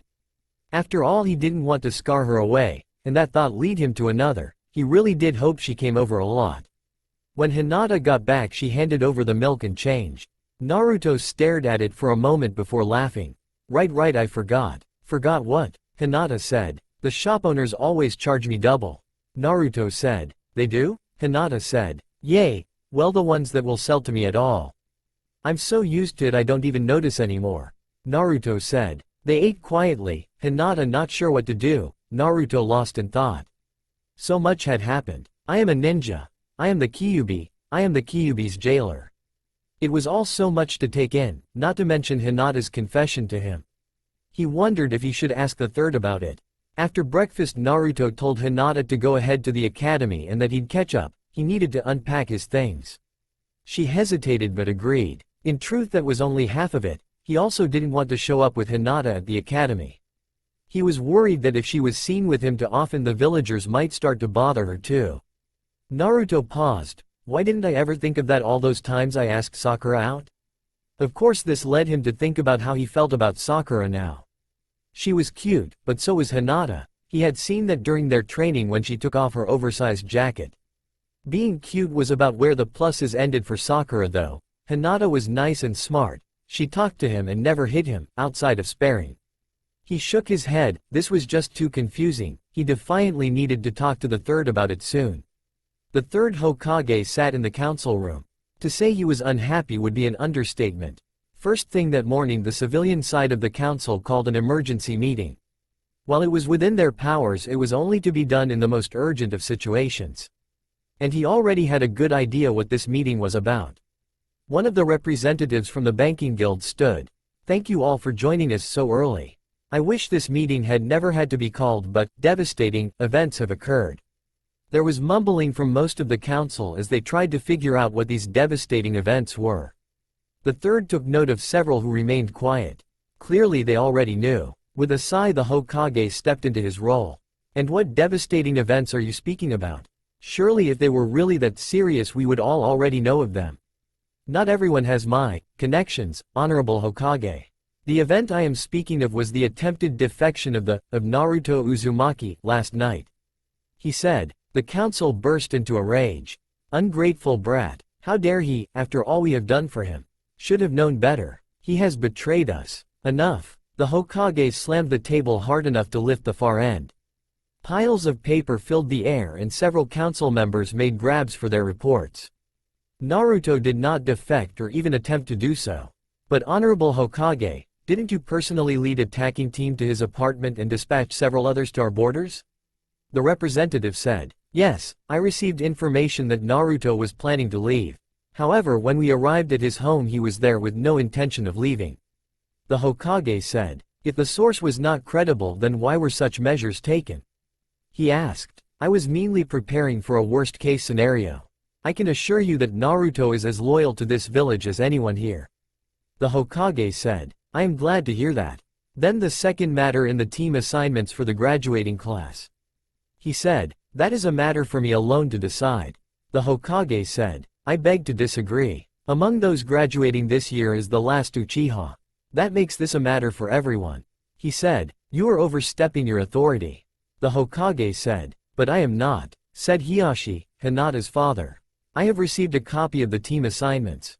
While I would normally trust you in such matters, I must disagree with the assignment of my daughter, placing her on the same team with the demon and the Uchiha." The rest of the council was outraged. The third had hoped his team choice would slip by unnoticed. All of them had issues, but he felt together they could overcome their problems and become the strongest team in over a decade, perhaps even since his own. Plus, they all needed a family. It was a shame that the council didn't see that. How dare you place Sasuke with two children who lack the basic skills needed for a mission? Are you trying to get him killed? You will not speak of my daughter that way, Hiyashi said. The civilian side of the council cringed, but most of the shinobi noticed there was no real threat behind it. "I request that my daughter be moved to a different team. There is no love between the Hyuga and Uchiha, but even I would not wish her onto him." The council shifted uneasily, they weren't sure what to make of that. And most had been in politics long enough to know how dangerous not knowing where to stand was. The third was not happy. If it had been anyone else he could have refused, but the Hyuga were one of the most influential clans in the village and several council members were under Hyuga thumb. "Very well, I will move your daughter to a different team. Naruto, however, will remain." The students fell silent as Naruto entered the classroom. There were surprised mumbles from some, outright glares from others. He ignored them and took a seat in back next to Hinata. She blushed as more eyes turned towards them. Thankfully both of them were saved by a catfight at the other side of the room. Sakura and Ino had each other by the hair trying to pull their rival away from the empty seat next to Sasuke. "Give it up, billboard brow," Ino said. "Shut up, Ino pig. Me and Skanska-chan are meant to be," Sakura said. "Sasuke-chan," Ino said. "Ops, didn't you know that's how our relationship is?" Sakura said. Ino grabbed her other hand and they started to spin around until they crashed into the wall. Sakura pinning Ino between herself and the hard surface. "Give it up." Iruka coughed for attention. "I won't speculate on what you two are doing, but take your seats now." They both turned to grab the empty seat next to Sasuke, only to find it already filled by another student. Grumbling, they moved further alone to other empty seats. Iruka surveyed the class to make sure he had their attention.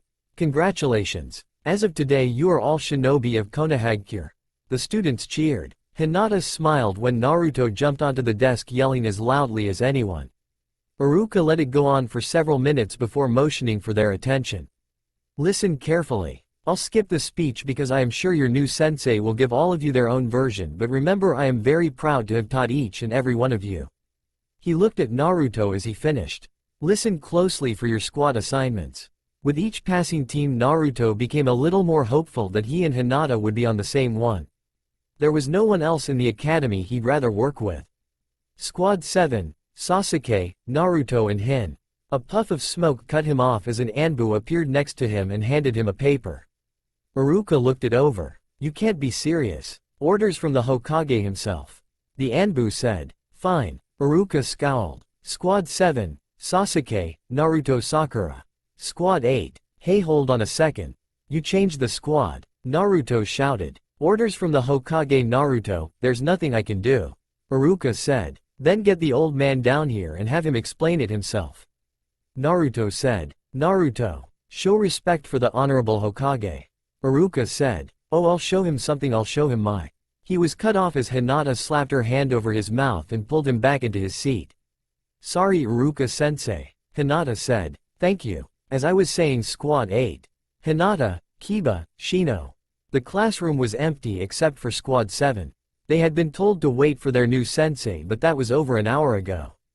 Naruto spent most of the time fuming. He was sure Iruka was about to say Hinata before the Anbu appeared. He had already decided to go see the Hokage soon and find out what that change had been about. Sasuke remained a static fixture by the window. Even Sakura's constant attempts at conversation and offers for dates couldn't get him to speak. The door opened and an eraser Naruto had left on top of it earlier hit a man with gray hair. He blinked, his mouth and nose were hidden by a pull-up mask, his headband came down to cover his left eye. He looked at the three young ninjas.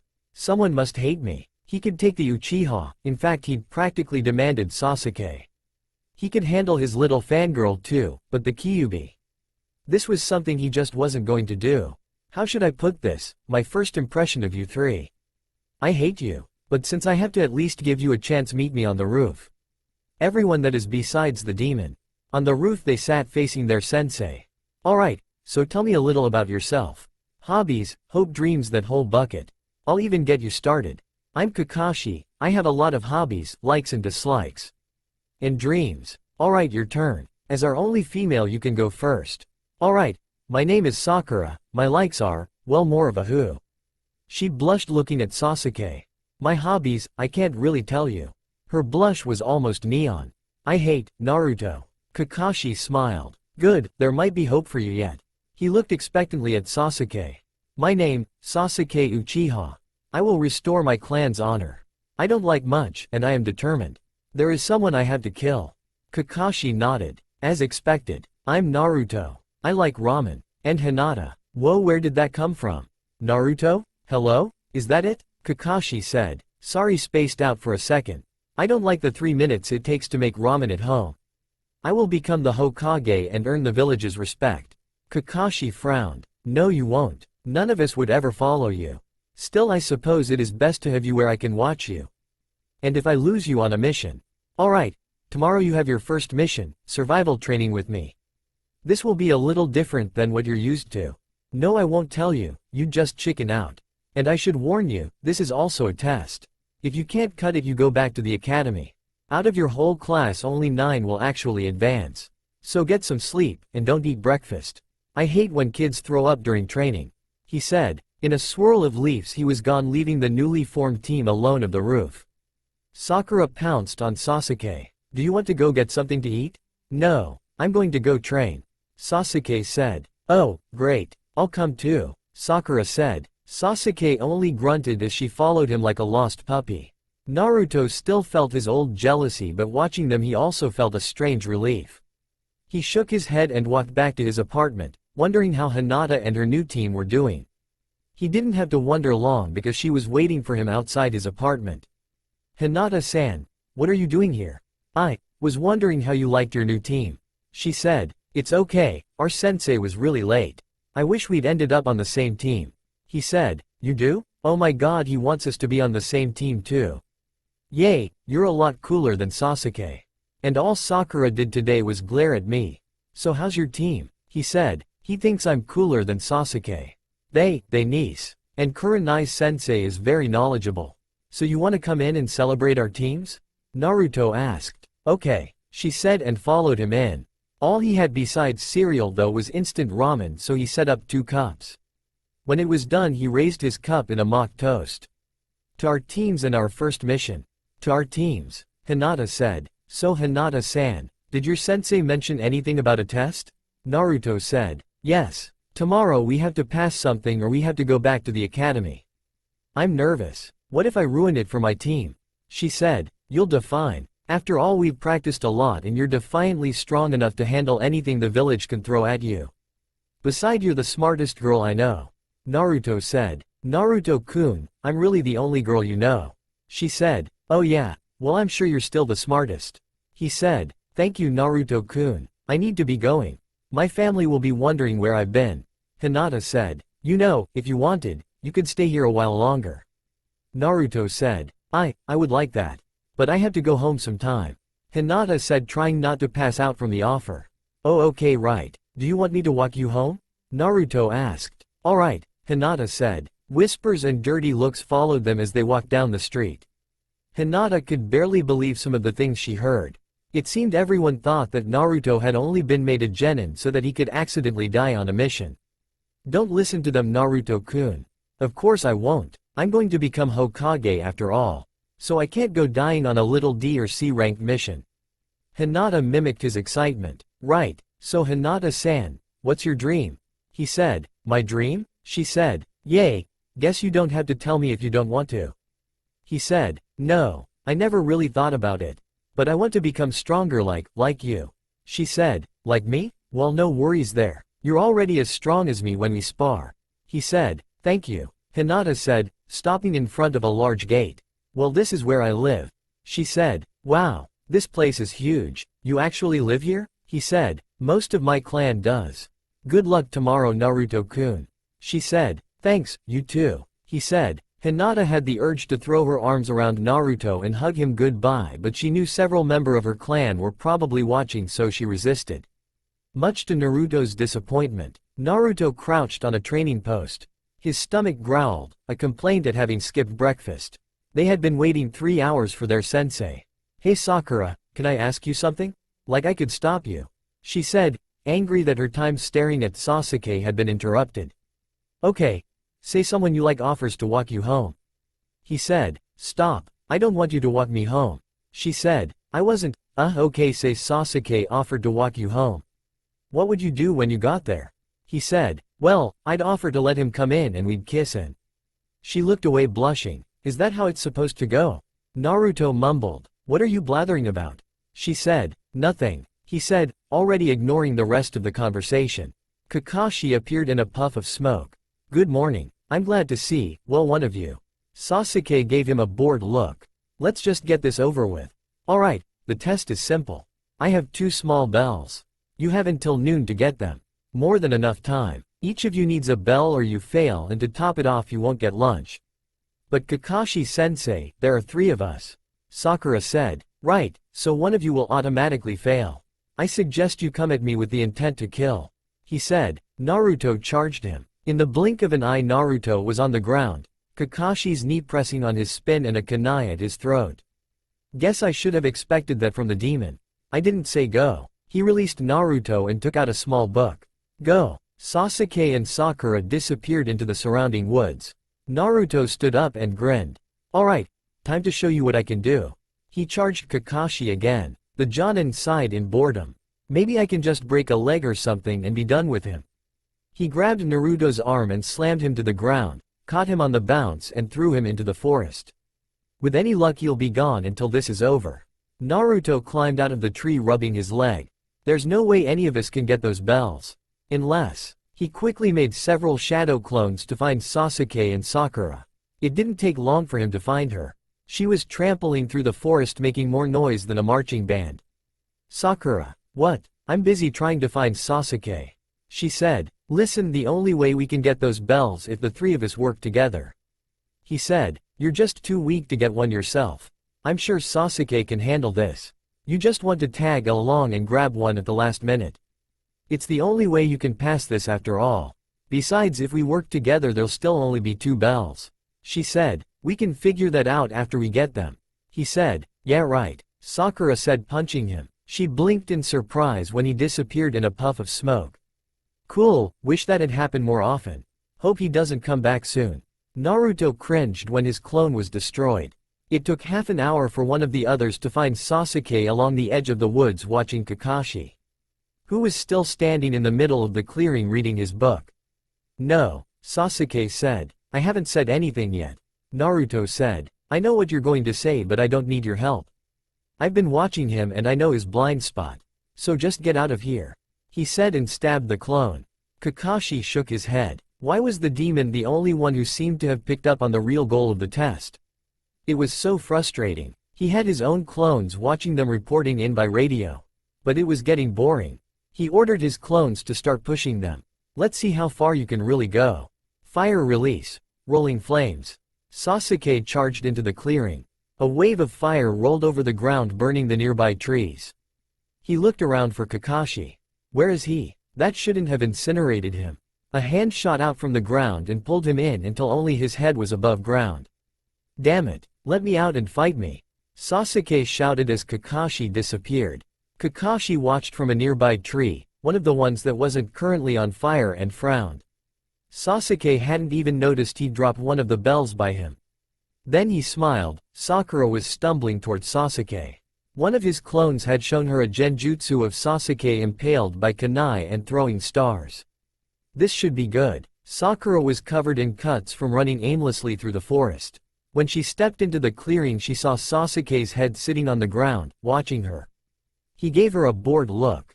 Yo, she fainted. Hey, wake up and dig me out. He shouted at her. Kakashi smiled. This was fun. He should have gotten students sooner. In the moment he relaxed, a kunai sailed towards his head. He spun just in time to avoid it and twisted around to see a flash of orange. Naruto. A second kunai came at him from behind again and sliced into his mask. Clever, you were disguised as the first one. He recovered and landed on the edge of the clearing. He was greeted by a grinning Naruto. Got you. A lucky shot hardly counts as getting me. Kakashi said. He rushed forward and punched Naruto in the stomach. Then grabbed his jacket and tossed him into a pond. Now that's getting someone. I wonder what would happen if you drowned. Naruto jumped out of the water and charged him. Kakashi sighed. He'd actually expected something. Guess you can't count on a demon to use anything but brute strength. He stuck out a foot and tripped him, watching Naruto roll. There was a series of splashes. Kakashi turned and saw several more Narutos leaping from the water and throwing kunais at him. He dodged and threw several of his own. All but one Naruto disappeared. The real Naruto cried out and a kunai pierced his shoulder. He fell to the ground panting and pulled it out. Kakashi had another kunai in his hand. Guess that was his last hurrah. Fire release. Phoenix Sage Fire. Kakashi turned to see Sasuke freed from the earth. He was just distracting me so he could free Sasuke. Sasuke was making numerous smaller fireballs this time. Kakashi dodged the attack easily. The injured Naruto wasn't as fast and one fireball struck him in his uninjured shoulder. He spun into the water. I suppose I should get on his case about injuring a teammate, but considering who it was I think I'll let it slide. Kakashi pulled out a roll of ninja wire and quickly strung up Sasuke from a tree. Why won't you fight me? He ignored the genin and turned back to the pond where a soaked and panting Naruto was climbing out of the water. Time's almost up. Going to try another surprise attack? Kakashi said. Nah, I can't beat you in a head-on fight, but I still have one option. Naruto said. This should be good. What's he going to do? Threaten my family? Naruto bowed. Please give me one of the bells. Kakashi nearly fell over. If any other student had pulled that he might have actually given them one, but this was the Kyuubi. So instead he tied Naruto to a training pole just as the timer went off. Time's up. Looks like no one got a bell. Let's see, the only one I want to pass is Sasuke. Sakura should go back to the academy. And Naruto. You'll need to be kicked out altogether. But, at this stage teams pass or fail together. So all of you pass riding on Sasuke's coattails. Someone should tell Sakura when she wakes up. With that he disappeared. Hey wait, someone untie me. Naruto shouted. Sasuke. Hey Sasuke, let me go, I dug you up. Get out on your own. Sasuke said. Hinata stood with Kiba and Shino. Akamaru, Kiba's faithful dog, sat on his head sniffing the light breeze. The training ground they were at was a mix of open fields and patches of trees. Their sensei looked over them approvingly. This test is fairly simple. I've adapted it from a Jonin training exercise. Because you will primarily be a tracking team, your goal today is to locate a tag identical to this one. She held up a slip of paper with "Pass" written on it. I have hidden the tag somewhere within this training ground, and set up a few traps and trick along the way. While your ultimate goal will be to pass, for now just get as far in as you can. It should take you 3 months to retrieve the tag. Oh, and you only have an hour. Begin. Her image wavered and disappeared. Kiba looked at the now empty space with wide eyes. That was so cool. She's gotta teach us that. It was only a simple genjutsu. Shino said. His insects had already confirmed she had never truly been there. We should go. Right, I'll find that tag in under an hour. Kiba and Akamaru charged into the nearest patch of trees. Shino turned to Hinata. I suppose we will have to explain that running into an unknown situation in a hostile territory is not a viable course of action. Yes we should, find him. Hinata said, ducking her head down. She found the silent insect user intimidating. I believe your Byakugan would be the quickest way to locate him. Shino said. Oh right, of course. Byakugan. She found Kiba pinned to the ground by a net with Akamaru trying to dig him out. Shino's insects had him cut out in seconds. That was a rash and careless move. Hey, we only have an hour. Kiba said. Yes. Which is why we should function as the team we were designed to be. Shino said. So what should we do, bug brain?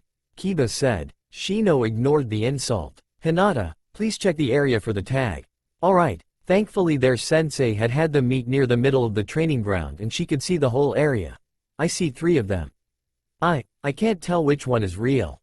Which is closest? Shino asked. North-northeast, 315 meters. Under a bush. Hinata said. Traps? Shino said. I can see several tripwires and 2 small explosive tags. I don't see any way around them. Hinata said. We can set the traps off from a safe distance. Shino said. Hey, you better not be planning to use Akamaru. Kiba said. My allies can take care of them with minimal risk. You should both be alert for hidden traps. Considering our sensei appears to favor genjutsu, she may have hidden traps from even Hinata's sight. Your ability to pick up on minute sense will be crucial. Shino said. Right, let's get moving team. Kiba said. They moved towards the first tag with him and Akamaru on point. Both Shino and Hinata were happy to let him play leader. They broke from the trees and crossed a large clearing. Kiba stopped sniffing the air. Fresh turned earth. Hinata see anything? A pitfall 5 meters ahead, another one to the left 6 meters and 2 more ahead and to the left. Hinata said. How did I miss those? If it wasn't for Kiba we'd have already lost. I'm just dragging them down. I have to do better. My allies do not sense anything out of the ordinary. Hinata lead the way. Shino said. They moved cautiously across the field. There were more pitfalls the closer they got to the first tag. Shino's insects were able to safely trigger the traps by chewing through the tripwires.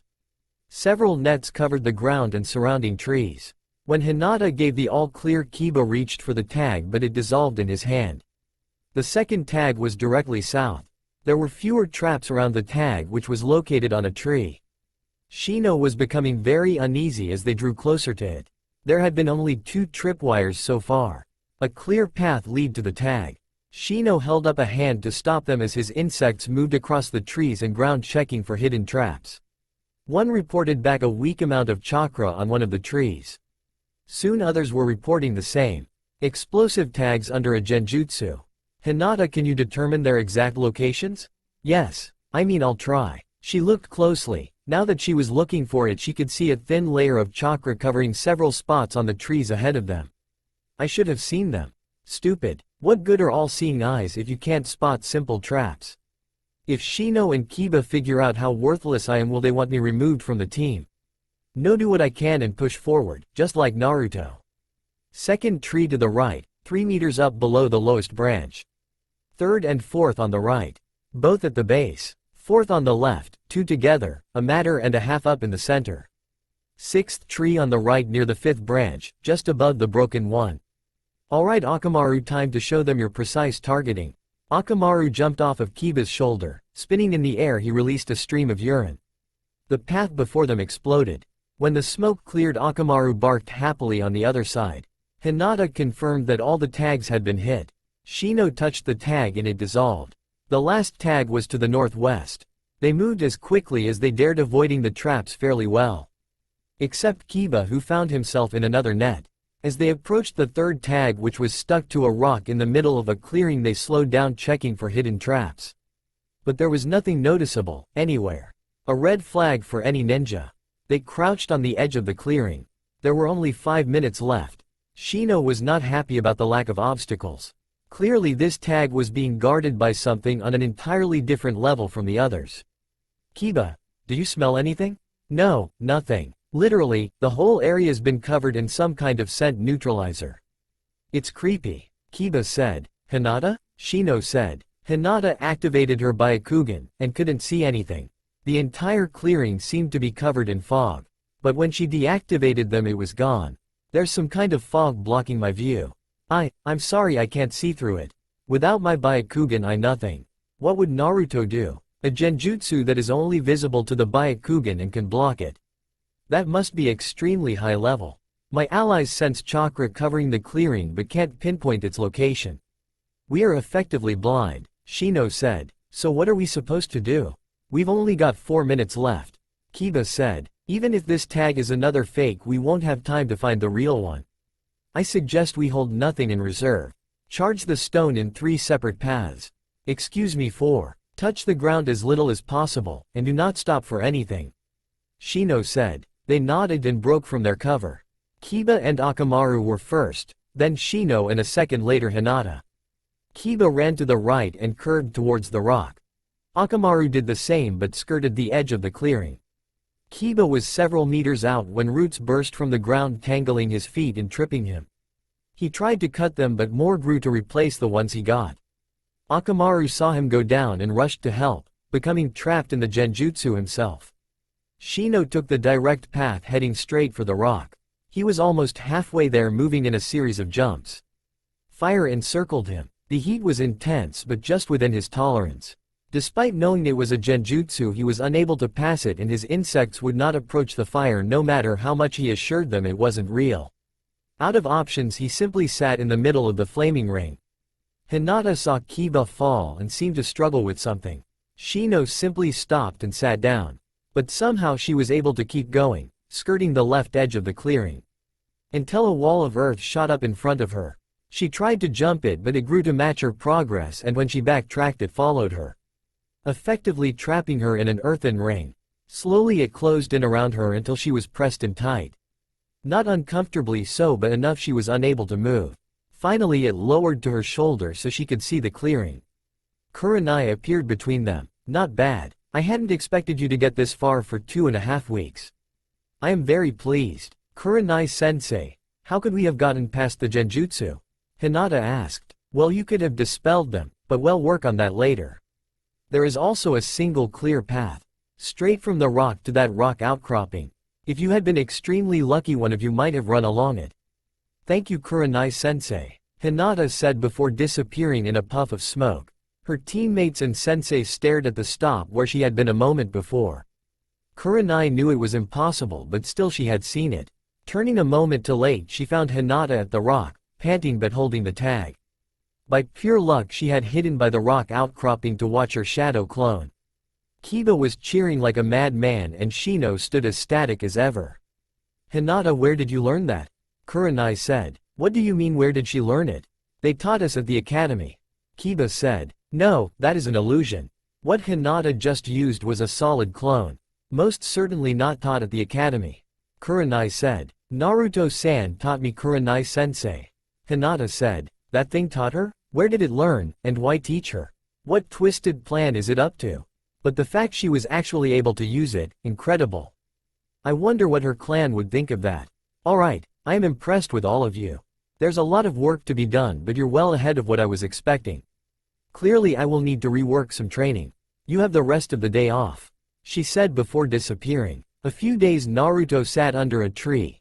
A sleepy breeze rustled the leaves and he was beginning to drift off to sleep thinking about Hinata. They hadn't had a chance to speak with each other since the day of team assignments. "Skipping training already?" someone said. Naruto opened his eyes. Kiba was leaning over him with Akamaru riding on his head. The rest of his team was behind him, including Hinata. "Naruto-kun would not do that, would you, Naruto-kun?" "Yay, Kakashi sensei told me there was nothing I could learn from today's training and to leave, so I thought I'd just relax," he said, getting up. "Naruto-kun, what happened?" Hinata said. He looked around confused, until he remembered he hadn't had a chance to fix up his jacket yet. One shoulder had a charred hole in it, the other a bloody slash. "Oh, nothing. That's not nothing, let me see," Hinata said, trying to wrestle his jacket off. The rest of Team 8 watched in shock. She had barely been able to say 2 sentences to them and here she was practically stripping Naruto in the middle of the training grounds. Kurenai shook her head. "I can't blame Kakashi for not wanting to train the demon, but how'd my squad get sucked into this? And what's got Hinata acting like this towards him?" Hinata finally got Naruto's jacket and shirt off. There were no traces left of his injuries. "See, Hinata-chan, just got a little roughed up during our test, I'm fine." Can I have my clothes back?" "His clothes?" Hinata looked down at her hands. She was clutching his jacket and shirt. She threw them at him and ran behind a tree, turning red with embarrassment. "Oh God, I just ripped his clothes off. I can't believe I did that. He's going to hate me now." "Hinata-chan, are you alright?" Naruto said, poking around in the trees looking for her. I'm sorry. Naruto-kun, I didn't," Hinata said. "No problem, it wasn't too bad actually." Naruto said. "Not too bad? Does that mean Her thoughts were interrupted by Kiba. "Hey Hinata, come on, we've got training." "Naruto, why don't you come too? Then you can see a real ninja's skill." "That okay, right, Kurenai-sensei?" "Wonderful, the demon brat's the last thing I want to deal with today. Still, it'll be a good chance to see just what he's like. And if my squad can show off a bit, all the better." "Alright, for today Naruto will be training with us. So since we have a guest, let's have a little competition." She pulled a white tag from her pocket and 2 watches. She tossed one to Hinata and the other to Kiba. "Hinata, Naruto, it's you two against Kiba and Shino. Each team will start from a different training ground. I'm going to hide the tag at the waterfall 3 kilometers north of here. In 20 minutes head there and find it. Hinata, Naruto, you'll start from the 5th training ground. Go get in position." "Alright." Naruto grabbed Hinata's hand and pulled her towards their starting point. Kiba growled. "Are you sure this is a good idea?" "Don't worry, I'll be keep an eye on them. And if you're concerned, you just need to finish this as quickly as possible," Kurenai said, jumping into the woods. Naruto stared impatiently at the watch. There were still 5 minutes until they started, but he couldn't wait. "Can't this thing count any faster?" Hinata gave a light laugh, but he didn't miss the nervous glances she kept throwing towards the forest. "Something wrong?" he asked. "I don't know if I can do this. What if I mess up? Let you down?" she said. She hated admitting to him that she was so nervous after the confidence he seemed to have in her, but she felt that not voicing her doubt would be a far worse insult to him. "You'll done fine. I know it. With your X-ray eyes we'll find that tag in no time," Naruto said. "Right," Hinata said, trying to believe it. When the watches went off, the 2 teams made a mad dash towards the waterfall. Hinata and Naruto arrived first, spurred on by his excitement. "Alright, let's get looking. I'll help," Naruto said, making a dozen shadow clones that started looking under nearby rocks and plants. "Byakugan." Hinata began scanning the surrounding area. Kiba and Shino arrived a moment later. Kiba dropped to the ground and started sniffing. Shino watched. "Anything? Everything smells like ramen. What about your bugs?" Kiba said. "They're having a hard enough time just keeping from being stepped on. He's like an elephant stampede," Shino said. "Fine, we'll do things old school," Kiba said and started looking by hand.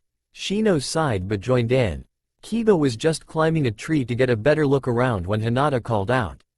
"Naruto-kun." Behind the waterfall. All the clones disappeared as Naruto ran towards the waterfall. "Oh no you don't." Kiba jumped from the tree and ran flat out. Akamaru stuck close. Naruto reached its base and started climbing. Kiba jumped onto the cliff face above him and swung into the water. There was a small cave behind the water. Okay, where is it? Hey, that tag's ours, Naruto said, climbing in behind him.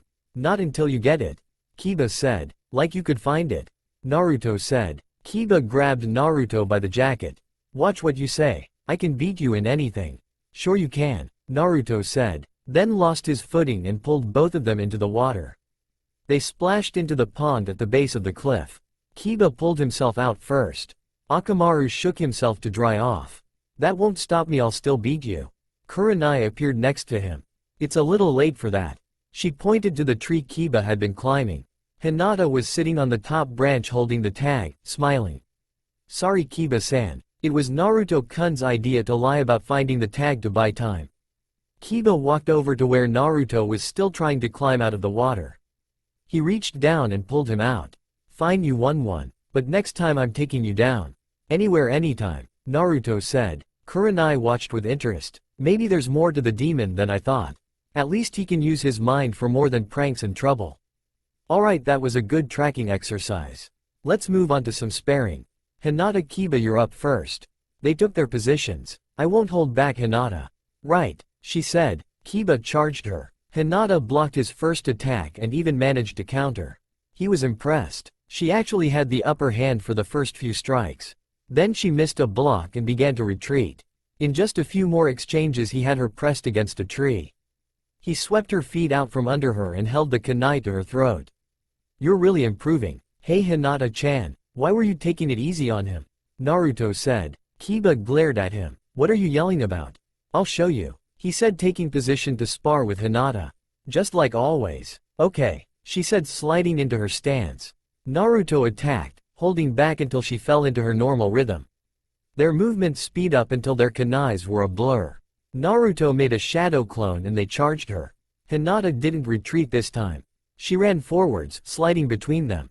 She threw her kunai through the clone and hit the real Naruto's leg, sending him into a tumble. He jumped back to his feet and found a kunai in front of his face. I win, Naruto-kun. Whoop, way to go Hinata-chan, Naruto shouted. Kiba, Shino and Kurenai stared in astonishment. Hinata had just fought on an entirely different level than any of them had ever seen before from her. I don't know why she responds that way with the demon, but I should keep any eye on him from now on. If this keeps up, she may actually prove her stuck-up clan wrong. Hinata's teammates ran toward her. That was amazing. Why didn't you fight like that with me just now? I didn't, I mean, she said, searching for an answer. Kiba threw his arm around her shoulder. Whatever. Who knew you had it in you? Alright everyone, to celebrate our little Hinata kicking Naturo's butt, I'm treating everyone to dinner. Kurenai said. As they were making their way back towards the village, Naruto talked with Hinata about what he was going to get if they went to this restaurant or that one. Shino fell into step with Kiba. I thought you did not trust him. I don't, but that was a good plan he had. And, well, have you ever seen Hinata smile like that? Or fight like that? Kiba said. No, it was surprising. Shino said. Yay, if he can bring that out of Hinata, I'll tolerate him for now. Kiba said. He does seem to have a way of bringing out people's best. Not just Hinata, Shino said. Huh? What are you talking about? Kiba said. You seem to be trying harder than normal today. Shino said. What are you talking about? I think those bugs of yours finally ate your brain. Kiba said. Did you notice he was calling her Hinata-chan? I did, Shino said. Should we be worried about that? He doesn't have the best reputation. Kiba said. I do not believe it is any of our business right now. We should not get involved unless it becomes an issue for the team. Also, I believe it is due in greater part to Hinata herself. My allies have been picking up several pheromones. Shino said. Kiba blushed. Yay, I noticed them too. Kurenai lead them to a restaurant. The owner greeted them at the door. Ah, welcome. Right this way, we have an open. He stopped when he saw Naruto. Hey, you get out of here. You're not welcome. He shoved Naruto back out the door. But Naruto-kun. Hinata reached for him, but Shino held her back. Interested in observing their sensei's reaction. Kurenai frowned. What will you do now, demon? Naruto looked at the ground, then gave them a big cheesy grin. It's alright. Enjoy your dinner, guys. He turned to leave, but Kurenai grabbed his jacket. Naruto is a shinobi of this village and will be treated with the respect of such. Like hell I will, that demon has no place here. And I ain't gonna let some bitch that never should have become a ninja tell me otherwise. What did you say? Kurenai asked, debating if it would be inappropriate to deal with him in front of her students. I said I ain't gonna let some bitch that slept her way to her position tell me what to do. He was cut off as Naruto struck him in the gut. He doubled over. Shut the hell up, Naruto said. Damn, you brat. Die. The owner drew a butcher knife and swung at Naruto's throat. Naruto stepped backward and grabbed his own kunai to defend himself with. But never got the chance. Akamaru jumped from Kiba's head and bit the hand holding the weapon. The owner cried out in pain and dropped the knife. Kiba grabbed his other hand, Hinata grabbed the knife. The air filled with an angry buzz and dozens of small insects swarmed over the owner's legs. Enough, Kurenai said, making sure Hinata still had the knife. Kiba and Akamaru let go of the man. Akamaru waited until the insects had left before peeing on the owner's shoes. The man glared at them. You brats and bitches made a big mistake. Kurenai had a kunai knife at his throat. No, you did. You attacked a shinobi of this village. You'll be lucky if you're left with a few coins after I inform the third about this. He scrambled back into the restaurant and slammed the door. Kurenai turned towards her students. All of you, what was that? What he started it, Kiba said. I don't want to hear from you yet, Kiba. Naruto. Why did you attack him? Why? Didn't you hear what he said about you? Naruto said. He was angry over what the owner said about me. That's why you attacked him? Not because he called you a demon? She said. Nah, I'm used to that. Naruto said. He was so casual about it. Kurenai had little doubt it was the truth. I see, and the rest of you? She asked. Cause of what he said about you. Naruto just got to him first. Kiba said. He pulled a weapon on Naruto-kun. Hinata said. He threatened my teammates, sensei and a fellow shinobi. Shino said. Alright, I should really lecture all of you about what you did, but I'll let it slide this time. Come on, I still owe you a dinner. She said, leading the way to a barbecue restaurant a few blocks away. This time Naruto was allowed in without a word, but the cook didn't look very happy. He led them to the table furthest away from the others. It didn't take long for Naruto and Kiba to get into an eating contest. Kurenai smiled as she watched them. She didn't know why she had acted the way she did when the owner tried to throw Naruto out. She supposed it was because she knew what it was like to be treated poorly because of something you had no control over. Treated like a demon, but he doesn't act like one. Maybe we've been wrong about him. Go Naruto-kun. Hinata cheered. What Hinata? We're teammates, you should be cheering for me. Kiba said. Woof. Akamaru chimed in. Ah, not you too, Akamaru. Kiba said. Naruto snatched the last piece of meat.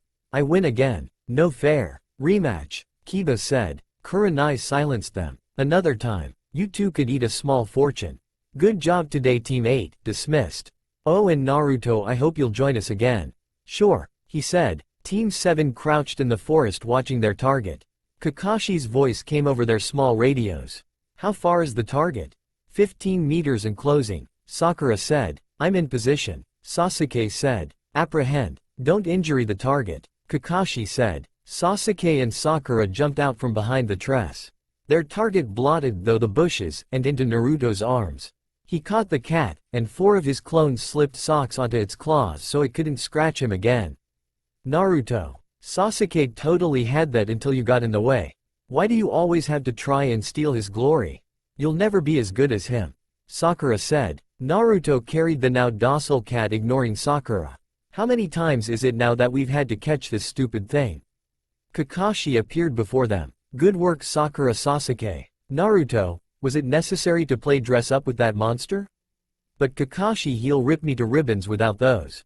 Naruto said. Can't even handle a cat? Kakashi said, shaking his head. Hey, even you called him a monster.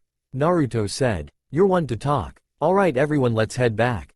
Kakashi said. Despite Kakashi's objections, Naruto kept the socks on the cat until they reached the village where its owner, the Dainomo's wife, thought it was the cutest thing she had seen.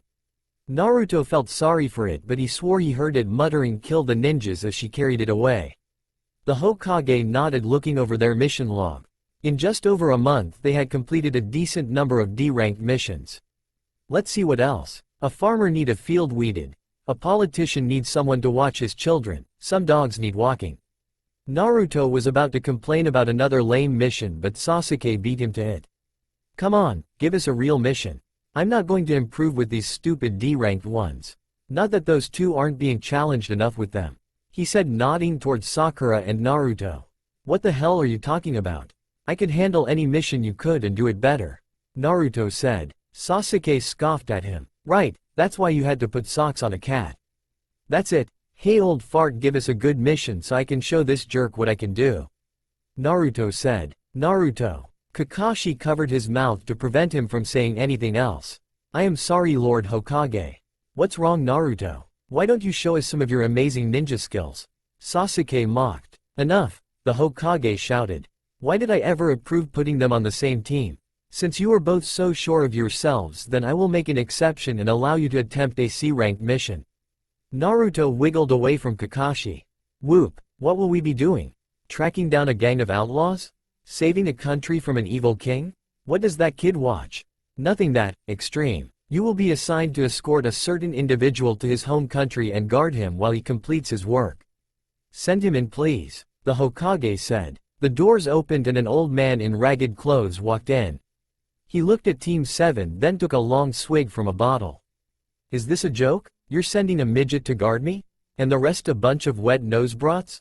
Naruto chuckled. Midget? Is he talking about Sasuke or Sakura? When he checked though, he was the shortest. I'll kill him. Kakashi grabbed him. No, Naruto. You can't kill the client. I apologize for him. I can also assure you that Sasuke can handle anything we are likely to encounter. But I will also be accompanying you and I am an elite ninja. Whatever. I ain't paying extra if one of those brats does something stupid and gets themselves killed. He said. Alright team, we leave in an hour, go get ready. Kakashi said. Naruto ran towards his apartment eager to grab his gear. He stopped when he caught sight of Hinata down a side street. Hinata, Naruto-kun, you seem excited, Hinata said. Yay, we just got our first C-ranked mission. Naruto said. Really? Congratulations. When you get back would you like to go out with me? On a date? To celebrate, Hinata said. A date? Sure, Naruto said. Really? Hinata said. Yeah, Naruto said. Hinata fainted. He just managed to catch her. Oh man, why'd she have to pass out now? He picked her up and carried her back to his apartment, then laid her on his couch while he grabbed all of his gear. Just as he was ready to leave she came around. What happened? You fainted again, so I brought you back here. Naruto said. Sorry, Hinata said. It's not a big deal. Glad you woke up though I need to meet the rest of my team at the gates. Naruto said. Alright, Hinata hesitated, then leaned over and kissed Naruto's cheek. For luck, she barely managed to run from his apartment without fainting. Naruto touched his cheek, he felt a lingering warmth. For one of the only times in his life he felt a deep calming happiness. Naruto was the last to arrive at the gates. Sakura glared at him. Finally, can't you be on time for once? Even Kakashi-sensei made it here before you. Sorry, something came up I had to take care of. Naruto said. Well, now that we are all here, let's get going. Sasuke point. Naruto, Sakura guard Tazuna, I'll take the rear. They fell into formation. Several hours of walking later and Naruto was getting bored. He had expected a C-ranked mission to be more exciting. Even chasing that darn cat was better than this. Not that he would have been able to focus on even that. His mind kept returning to Hinata and the kiss she had given him. Hey Sakura, what would you want to do on a date? Naruto. She reached around Tazuna and hit his face, sending him into a tree. I told you I would never go on a date with you. Tazuna was nearly doubled over laughing.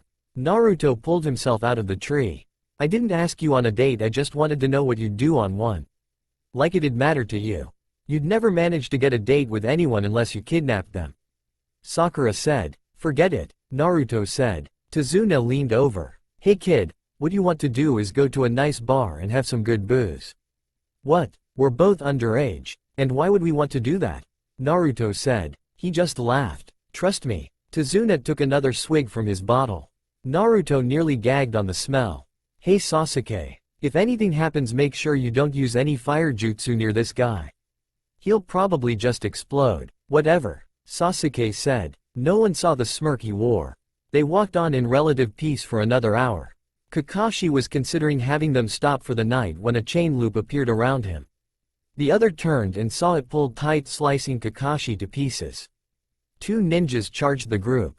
Naruto rushed forward, delayed seeing he was going to be caught in the chain and torn apart. A kunai sailed past him and struck the chain, pinning it to a tree. Sasuke appeared above them and kicked their heads. The first to recover dodges Sasuke's next attack and ran toward Tazuna and Sakura.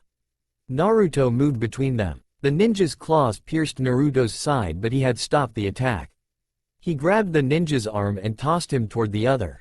Sasuke moved just in time to avoid the flying ninja. Kakashi appeared behind the two ninja and subdued them. He looked over his squad. There were no injuries aside from the deep gashes on Naruto. He knew the claws were probably poisoned, but decided the fox would probably take care of it. Naruto, bandage yourself, you're bleeding everywhere. Naruto pulled off his jacket and shirt. Sakura came over and helped him wrap the bandages. Thanks. Well, if you kept bleeding like that, it'd give the village a bad name, Sakura said. Kakashi stared at Tazuna. Alright, old man, I think you had better tell us what's really going on. These are missing nin. And their target was clearly you. Fine, I may have a crime boss after me, Tazuna said. You should have told us. This would have been classified as at least a B-ranked mission. Probably an A. My country's poor. Without the bridge I'm building, it'll die. That crime boss owns the local shipping trade, he's bleeding us dry. And so since you couldn't afford the proper protection, you lied about the mission. That is terms for cancellation of the contract. But I have to get home and finish the bridge, Tazuna said. Well team, what do you think? Kakashi said, looking them over. He and Sasuke could probably handle the mission if these two were the worst they had to deal with. But he doubted they would be. Sakura had frozen, so she wouldn't be much help. And Naruto had been surprisingly useful, even if it was only as a shield. If the mission continued, he might actually be rid of the demon. Naruto jumped up and winced. What are you talking about? We can do this blindfolded. Besides, he needs our help. Well yes, but you're missing the point. We aren't prepared for this mission because he lied to us about what it would be like. Speak for yourself. I'm always as prepared as I can be. Besides, a mission can turn around at any time, that's no excuse for abandoning it. I suppose, Kakashi said. So the demon actually remembered something from the academy. Will wonders never end? Kakashi-sensei, I think we should continue as well, Sakura said. There's no point in dropping such an easy mission, Sasuke said. Alright, we will continue on then, but I'm sending word back to the village so they can send support. Standard procedure in cases like these, Kakashi said. The Hokage looked at the village, it was so peaceful. One of his aides ran towards him. Sir, we have news about Squad 7. Oh, they shouldn't be back yet, he said. They aren't, but Kakashi said use a request for support. The aide said, support? For a C-ranked mission? He took the letter and read it over. This is not good. Who do we have available? The Hokage said. I am afraid not many at the moment. The only ones who are not current occupied are Squad 8. The aide said. Send them. Give Kurenai instruction that they are to be pulled back if the situation become dire. The Hokage said. She won't be happy about that, sir. The aide said. No, but she will do it. The Hokage said. Team 7 looked at the mist that had closed in around them. They were passing under the shadow of the bridge. The small boat they were in glided silently. The engine had been cut to avoid unnecessary noise. When they reached a small dock, Tazuna thanked the boat operator and they walked towards his home. Naruto had a kunai in his hand, trying to look in every direction. Kakashi sighed. Naruto, stop being so twitchy. But I think I heard something in those bushes, Naruto said. It was nothing, Naruto, Kakashi said. Then charged the bushes. He held up a rabbit. I stand corrected. You have just saved us from a monster worse than the Kyuubi. He released the animal and they continued on. Down, Kakashi said. They dropped to the ground as a giant sword flew over their head, embedding itself in a tree. A man stood on its hilt. Kakashi watched him. If it isn't Momochi Zabuza, the little traitor from the mist. Naruto got ready to attack, but Kakashi held him back.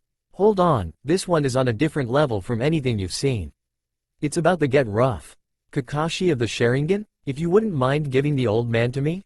Zabuza said. Everyone, guard Tazuna, Kakashi said, raising his headband. Naruto stared at his eye. It was red with 3 small marks in it.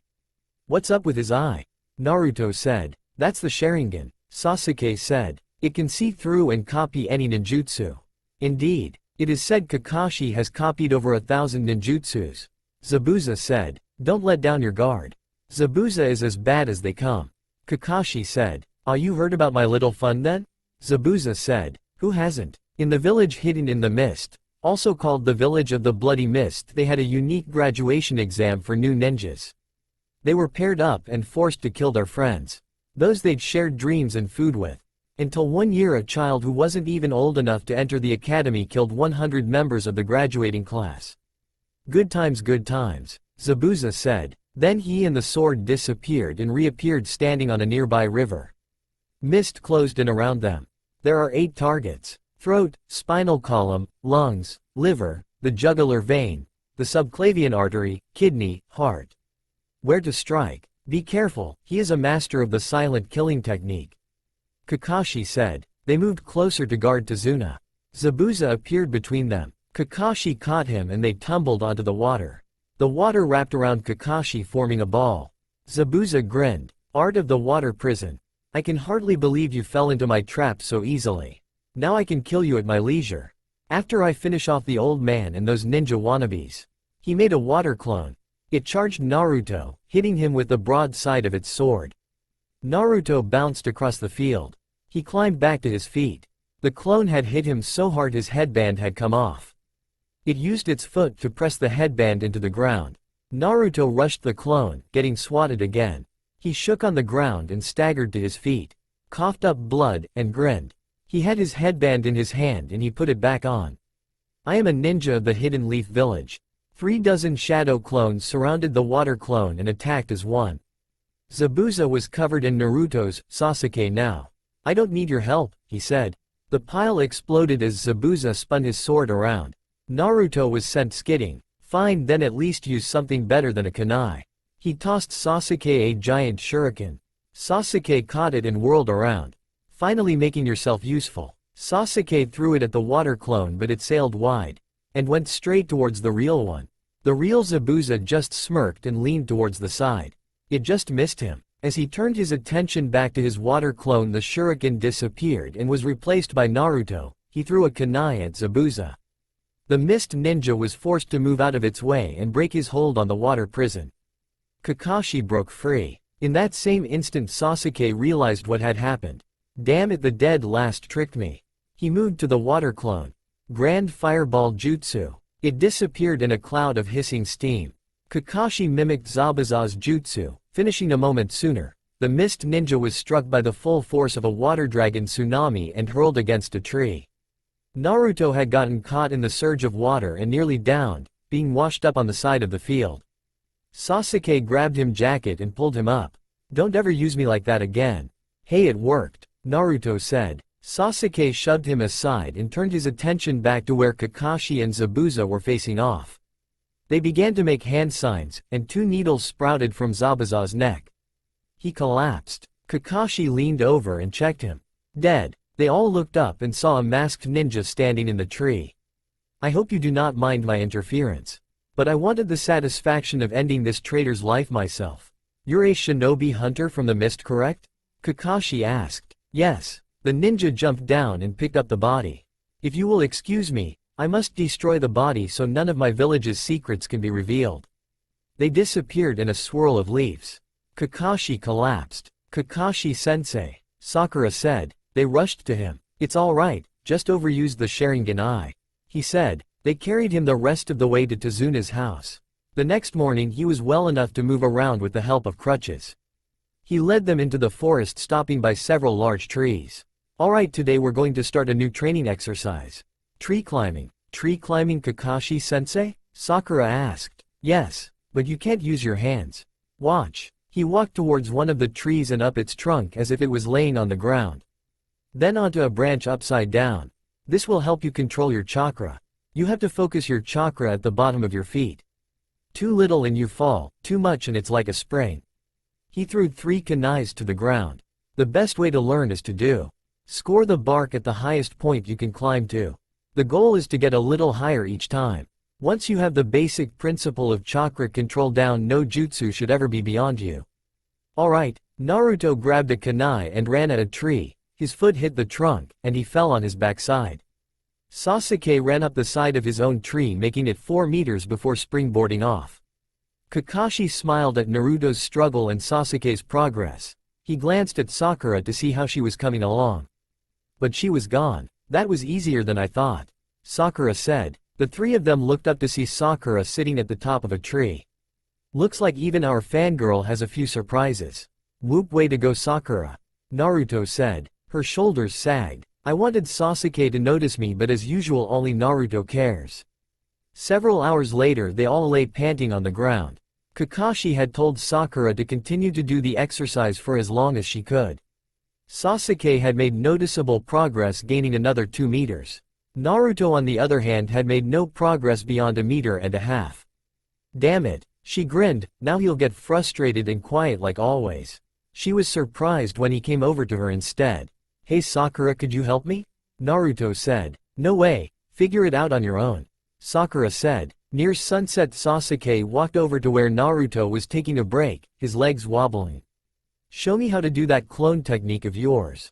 They weren't the phantoms we learned in the academy. Naruto was shocked. He'd never thought Sasuke would ask him for anything. But this was a golden chance. Alright, if you show me how to do one of those fire jutsus you have. Sakura had been watching them from behind a tree, more or less spying on Sasuke. Naruto, that's rude. We're all on the same team and should help each other. What? We'd each learn a new useful jutsu. So what do you say, Sasuke? Naruto said. Sasuke laughed. Me? Teach you? You don't deserve any of my clan's techniques. And you should be begging to teach me. Why? 'Cause you're a Uchiha? Naruto said. Exactly. Now show me, Sasuke said. No way, Naruto said. Fine, I'll learn it another way. He stomped off to find Kakashi. Naruto climbed to his feet and gave the tree another try. This time he actually managed to make it past his last mark and kept going. Until a kunai flew between his foot and the trunk. When he stepped on it he fell, not even managing to mark the height. He winced when he hit the ground, then looked over to see a smirking Sasuke. Sorry, must have slipped.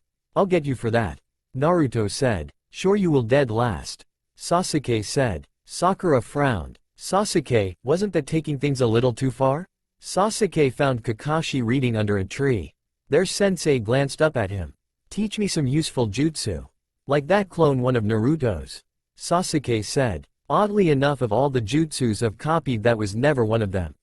Not too many people know how to use it, Kakashi said. Then make that dead last show me. I'm a Uchiha and should know such powerful techniques, Sasuke said. Kakashi got up. I suppose it would be useful for you to know. It does have certain advantages. Though it requires a huge amount of chakra and chakra control to be used properly. If dead last knows it, I'll have no problem, Sasuke said. Absolutely not, Naruto said to Kakashi request. Come now Naruto, you're being unreasonable. We're all a team and need to help each other, Kakashi said. So, I offered to show him if he'd show me one of those fire jutsus he's always using. Heck, I'll even settle for you teaching me one, Naruto said. Right now, with your chakra control, you wouldn't be able to do most of my jutsus. So why don't you show Sasuke now, and when you improve I'll show you something alright? Why does this demon have to make things so difficult for me? Of course I can't teach him any of my jutsus anyways. There's no way I'd give him that kind of power. Fine then, he can wait until you think I'm good enough, Naruto said. Damn it, dead last. You should be honored I've even taken an interest in one of your jutsus, Sasuke said. Not gonna happen, Sasuke, Naruto said. Kakashi was surprised at the bloodlust he felt from Sasuke before he left, heading back towards Tazuna's house. Well done, Naruto. I want you to stay here until you have mastered the tree climbing exercise. Understood? Without waiting for a reply he followed Sasuke. Naruto lay on the ground. He wasn't making any progress. Dusk was closing in around the woods. Naruto-kun? He looked up and saw Hinata. Must have hit my head harder than I thought, Naruto said. She crouched next to him. Are you alright? Yay, fine. What are you doing here? Naruto said. Kakashi-sensei sent a request for a support team and my squad we were the only ones available. What are you doing out here alone? Hinata asked. Trying to climb this tree without using my hands, Naruto said. Maybe I can help. It's not that hard when you get the hang of it, Hinata said. You can do it? Naruto said. Yes, we learned a few weeks ago, Hinata said. "Aw man," Naruto said. "It's really not that difficult." Hinata said. "Okay, let's get going. So what's first?" Naruto said. "Byakugan. Alright, start but stand still and focus on your feet." Hinata said. "Okay." Naruto said. "You need more chakra." Hinata said. "Like this?" Naruto said. "More, a little less." "Good, hold that for 5 minutes." Hinata said. "This is hard. Why do I have to do it?" Naruto said. "So you learn the proper amount without falling so much and it's easier to focus when just standing." Hinata said. He held his chakra with Hinata calling out minor adjustments. At first he had to focus and change every few seconds. But by the 5th minute he could actually feel the difference between too much and not enough. "Alright, Naruto-kun, try it now," Hinata said. "Okay." He ran up the tree and made it 7 meters before he fell off. "Oh yay, check it out. Good work Naruto-kun," Hinata said. "Thanks. Alright, let's try this again." Naruto said. He focused the chakra to his feet again. Spent 5 minutes trying to maintain the proper level. And tried again. With Hinata's help he managed to get almost a meter higher each time. Until he found himself standing sideways at the top of the tree. He was so excited he accidentally jumped off the tree. Hinata ran to where he had landed. "Naruto-kun, fine. I can't believe how easy it was like that." Naruto said. "You're really amazing. It took us 3 days to get it." Hinata said. "That's 'cause I had an awesome teacher." Naruto said. "Thank you." Hinata said. They set off for Tezuna's house. As they passed a river Naruto saw a fish jumping out of the water. "Hey Hinata, hold on a sec." He pulled out a kunai and tied some ninja wire to it. Aiming he threw it at the fish. The kunai missed by an inch. "What are you doing?" Hinata said. "Well, this town is pretty hard off. I went to the market this morning and there was hardly anything there. I feel kind of bad about just eating all their food, so I figured I could at least catch a fish or something to help out." He threw the kunai at another fish and only scrapped its tail. "It's harder than it looks. Maybe I can help," Hinata said, wading into the river up to her waist. She waited several minutes for the fish to ignore her. Then she slapped the water, sending out a chakra pulse. Several stunned fish floated to the surface. Naruto jumped in and caught them all. They had more than enough fish for dinner and it took both of them to carry it back to Tezuna's house. There they found all their teammates sitting around the table. Kakashi frowned when he saw Naruto. "I thought I told you to keep training until you got it. Instead you went fishing?" Naruto smirked and walked to the wall, up it and stood grinning on the ceiling. "I finished early so me and Hinata thought we'd help catch dinner." Tezuna and his daughter looked wide-eyed at the fish Naruto and Hinata handed them. "Thank you very much. I'll have these cooked up in no time." Kakashi looked a little confused and disappointed. How did he manage that? Just a few hours ago he was barely off the ground. It should have taken at least 3 weeks for him to advance this far. Even with all the extra mouths, and an eating contest between Kiba and Naruto, there was still plenty of fish left over after dinner. Kakashi looked at his 3 students. Sasuke looked ready to kill Naruto, having spent the whole meal glaring at him. Sakura kept scolding Naruto for his manners, but he had caught her smiling at his antics a few times. And Naruto was riding high after getting the hang of the tree walking exercise. "Well Naruto, since you still seem to be so full of energy, why don't you take first watch?" "Alright," Naruto said, getting up to go outside and patrol. "Hinata, would you mind helping Naruto out?" Kurenai asked. "Of course Kurenai-sensei," Hinata said. Kurenai ignored Kakashi's startled look. After their students had settled in until their watch, Kakashi found Kurenai in the kitchen to voice his concerns. "Are you sure it's wise to leave her alone with that demon?"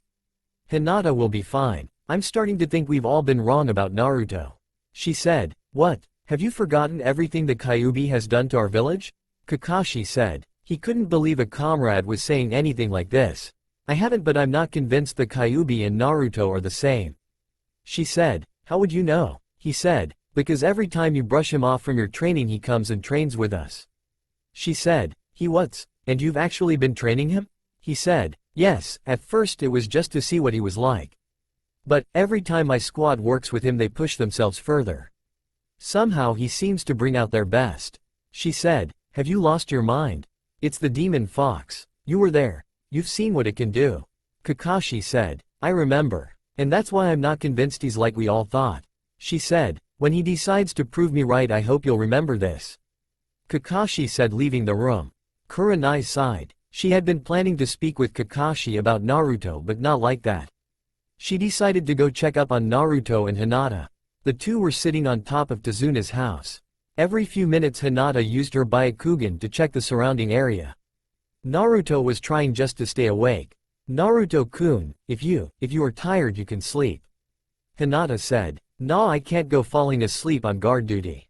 Naruto said. I would hope not, said Kurenai behind them. Kurenai-sensei. Hinata jumped up and bowed.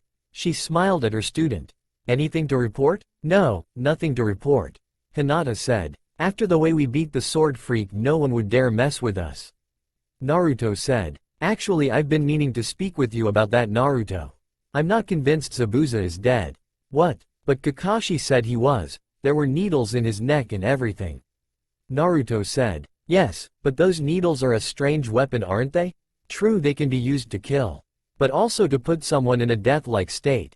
I'm not convinced Kakashi could tell the difference in the condition he was in. Also, shinobi hunters are supposed to destroy a body on the spot. Yours seems to have left with it. Kurenai said. So? If he's stupid enough to come back, we'll take care of him again. We've got you guys here now. Naruto said. You seem to have a lot of faith in my squad, Naruto. Kurenai said. Of course I do. You're all Leaf Shinobi too, and you've got Hinata-chan. Naruto said. Hinata turned away to hide her blush. She was sure she was bright enough to be seen from the sea. Kurenai just laughed and left them to the rest of their shift. Just after midnight, Naruto and Hinata went inside while Sakura and Shino took their watch. As they passed each other, Naruto grabbed Shino's arm and pulled him aside. Hey Shino, do you have a bug that can react to blood? In case one of us is separated and injured? An interesting idea. I'll think about it, he said before leaving the house. The next morning the Leaf Shinobi sat around the table. Kakashi looked at each of them. We have talked it over and decided that the best way to proceed will be to split into 3 two-man teams. One team will train, one will guard, and one will rest.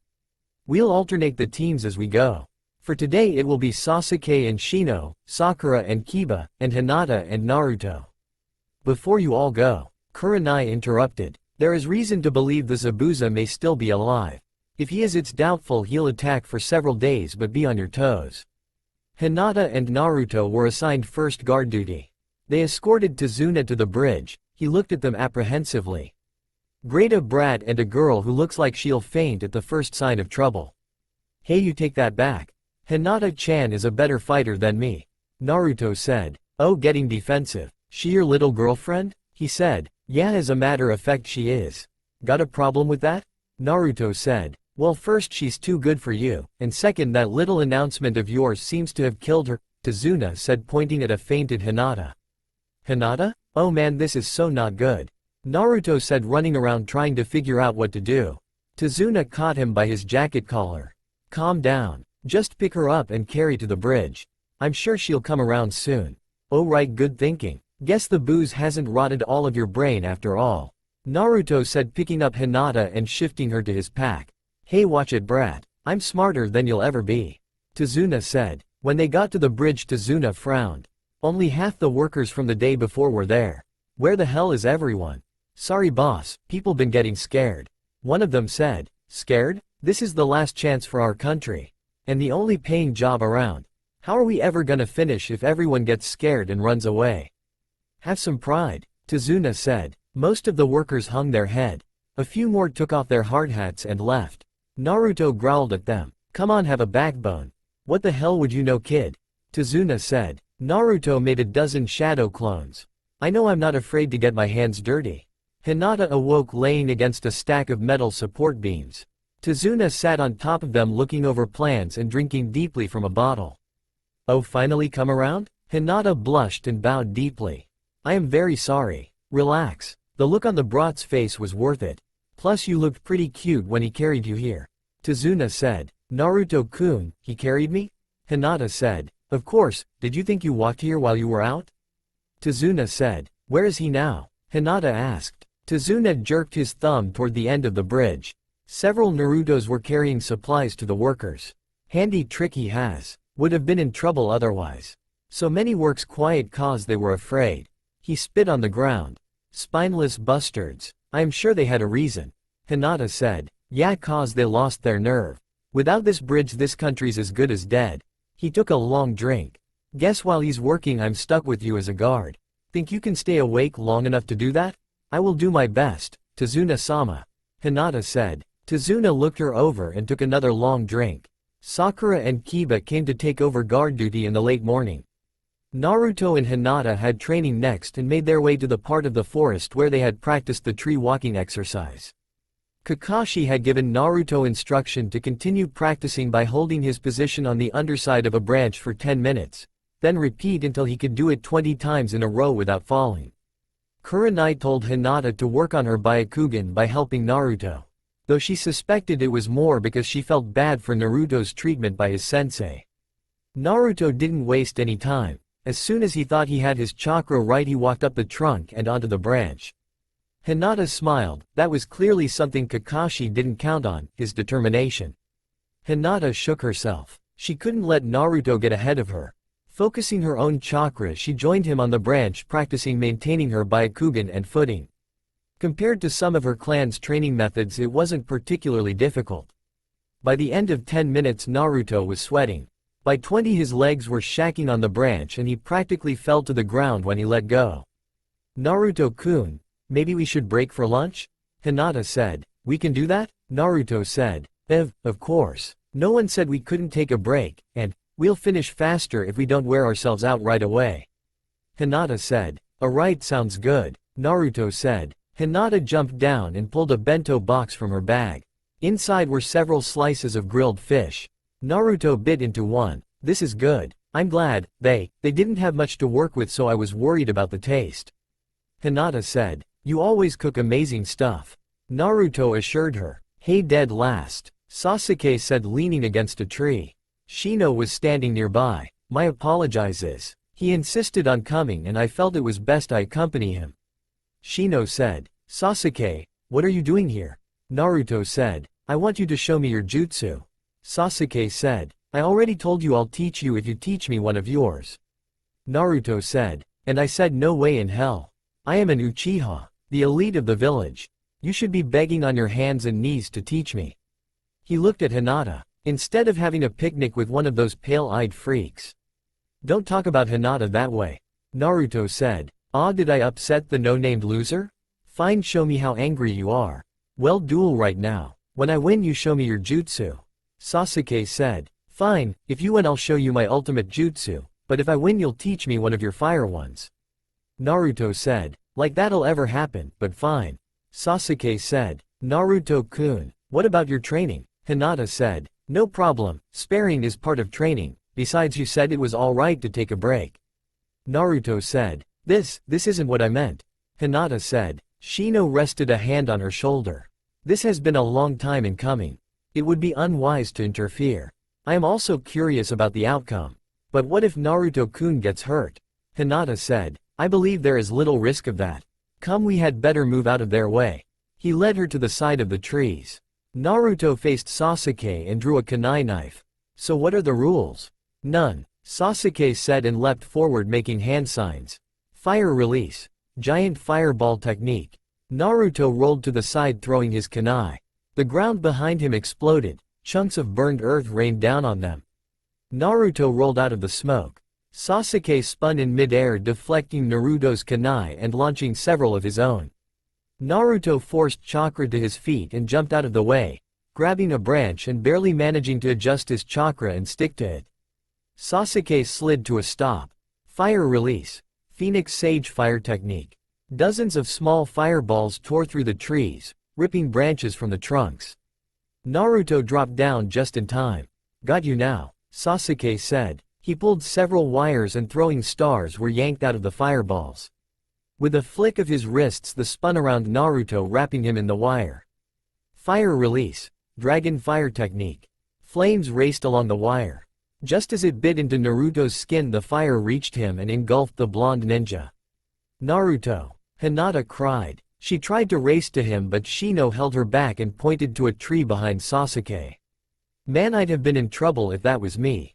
Naruto said standing upside down on a branch. What? How the hell, how did you get up there?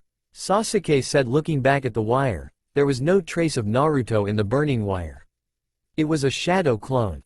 You know that fireball jutsu is powerful, but it gives your opponent too much cover. Naruto said. Fine then, I won't give you any more openings. Sasuke said, pulling another kunai and racing up the tree. Naruto jumped away, but Sasuke grabbed him by the ankle and slammed him into the tree, breaking the bark. He fell to the ground and rolled away a second before Sasuke buried his kunai into the ground where Naruto's head had been. Naruto stabbed his kunai at Sasuke's head. He blocked with a second kunai. Using the first for leverage, he spun, swinging his foot at Naruto. The blonde ninja bent backward, avoiding the attack. Sasuke brought his other foot around and grabbed the first kunai with his chakra. Then used the momentum of another kick to send it straight at Naruto's head. You no-name loser, stay down. You're no better than that bug-brained idiot. Naruto let it cut his cheek to get inside Sasuke's guard, then drove his fist into the Uchiha's stomach. Sasuke punched Naruto in his shoulder. Off balance, Naruto tried to kick at Sasuke, but Sasuke was ahead of him and brought his knee to Naruto's gut. He grabbed Sasuke's leg and threw him before collapsing to his knees. Sasuke recovered and landed on his feet. Damn it, how can this clanless loser hold his own against me? I am a Uchiha. Think, his stamina is inhuman. I can't let this drag out. I need to hit him now. He glanced towards Hinata and Shino. Shino's insects were buzzing and swirling around him. Sasuke smirked. At least he could reel up the other losers. Or make him take a hit. He turned towards Hinata and Shino. Fire release. Great fireball technique. The fireball was several times the size of his first. Naruto sprinted towards Hinata and Shino. Shadow clone jutsu. Hinata saw a wall of orange just before the fireball hit. Her next thought was that she was on the ground. She staggered to her feet. The forest was covered in a smoky haze. Naruto, she called out between coughs. Hinata. Naruto croaked. She turned in relief, and nearly became sick. Naruto was sprawled on the ground. Most of his shirt was signed off, angry red skin and blood covered his arms and chest. His forehead band had fallen over his eyes, but his face wasn't any better. His blonde hair was dulled with smoke and shoot. Oh god. Naruto. Hinata said. Looks like I won, loser. Sasuke said, walking through the smoke. Hinata slammed her hands into Sasuke's stomach, hitting every point she could remember to cause pain. Then an open palm strike that threw him through the smoke and into a tree, shattering it under him. She went in for another strike, but Shino stopped her. Hinata-san, Naruto needs help. Sasuke won't be causing any more trouble for now. Naruto. Her legs nearly went out. You are faster, go get Kurenai-sensei. Hurry, Shino said. As he finished, Hinata moved faster than he had ever seen her. He turned towards Naruto and examined his injuries. Shino. Naruto croaked. Yes, remain still, you have suffered severe injury to your torso, arms and head. Shino said. Are you and Hinata-chan alright? Naruto said. We are uninjured thanks to your actions. But I have a question. If you had used all of your clones to absorb the portion of the blast that would have hit Hinata, you would most likely have remained uninjured. However, you spread them out to also block the portion heading towards me. I could have easily dodged the worst of it. But, your insects were out. They're like Akamaru, not humans, but still comrades. Didn't want them hurt in my fight. Naruto said. Comrades? A view of my clan's insects that few chose. He went to Hinata's pack and pulled out a jar of healing cream she had made. He quickly calculated it wouldn't be enough. He walked back and held out his hands. Insects began to swarm over Naruto. Hold still. My insects can dull the pain until Hinata returns with help. Was Sasuke hurt? Naruto said. Not by the blast, though I believe Hinata may have broken several of his ribs. Shino said. Knew she was stronger than me. Naruto said right before he passed out. Shino supervised his insect's work. I believe you are wrong in your assessment, Naruto. She is stronger because of you. The trees blurred as Hinata leapt from branch to branch, forcing chakra out her feet. The path back to Tazuna's house seemed impossibly long. She kept picturing Naruto in her mind, and each time the scene became worse. When she finally arrived at Tazuna's house and burst through the door, Naruto's image was just a gasping burned skeleton. Kurenai was sitting at the table with Kakashi. They both stared and the panting Hinata. Naruto's been hurt badly. Hinata turned to run back but Kakashi grabbed her arm. What about Sasuke? Please. Naruto needs help. Hinata said. Sasuke. Is he alright? Kakashi said. His hand was yanked off of Hinata. Kurenai held his wrist tightly. He felt the bone threatening to break. Let's go Hinata. Kurenai followed Hinata through the forest. She was impressed with her student's speed. Even Kiba would have trouble keeping up. Hinata, what happened? Sasuke challenged Naruto to a duel to try and force Naruto to teach him his clone jutsu. They were pretty even, Sasuke's skills were better but Naruto was wearing him out. So he decided to attack me and Shino. Hinata said. He what? Screw the council, if this is true I'll rip out his eyes myself. He used a fireball jutsu, but Naruto jumped in front of us and used his clones to block it, but he was burned badly. Hinata said. What about Sasuke? What happened to him? Kurenai said. I think I threw him through a tree. I can't really remember. When I saw Naruto I was so mad. Hinata said. Don't worry, anything you did was justified. Kurenai said. She saw the lingering smoke well away from the actually side of the sparring. Sasuke, were you really trying to kill them? Hinata and Kurenai landed near Shino and Naruto. Shino stood and reported. Naruto has second-degree burns over most of his chest and upper arms, fifth-degree on his face with the exception of his eyes that were protected by his headband. His left shoulder was also dislocated but I have already said it. I also used Hinata's healing cream on the worst of the burns and my insects are reducing the pain. Good work Shino. Kurenai said kneeling down to examine Naruto herself. He was in rough shape, his clothes were a complete lose. But none of it seemed life-threatening for the moment and she had heard about his recuperative abilities. Still, Hinata check his chakra network for damage.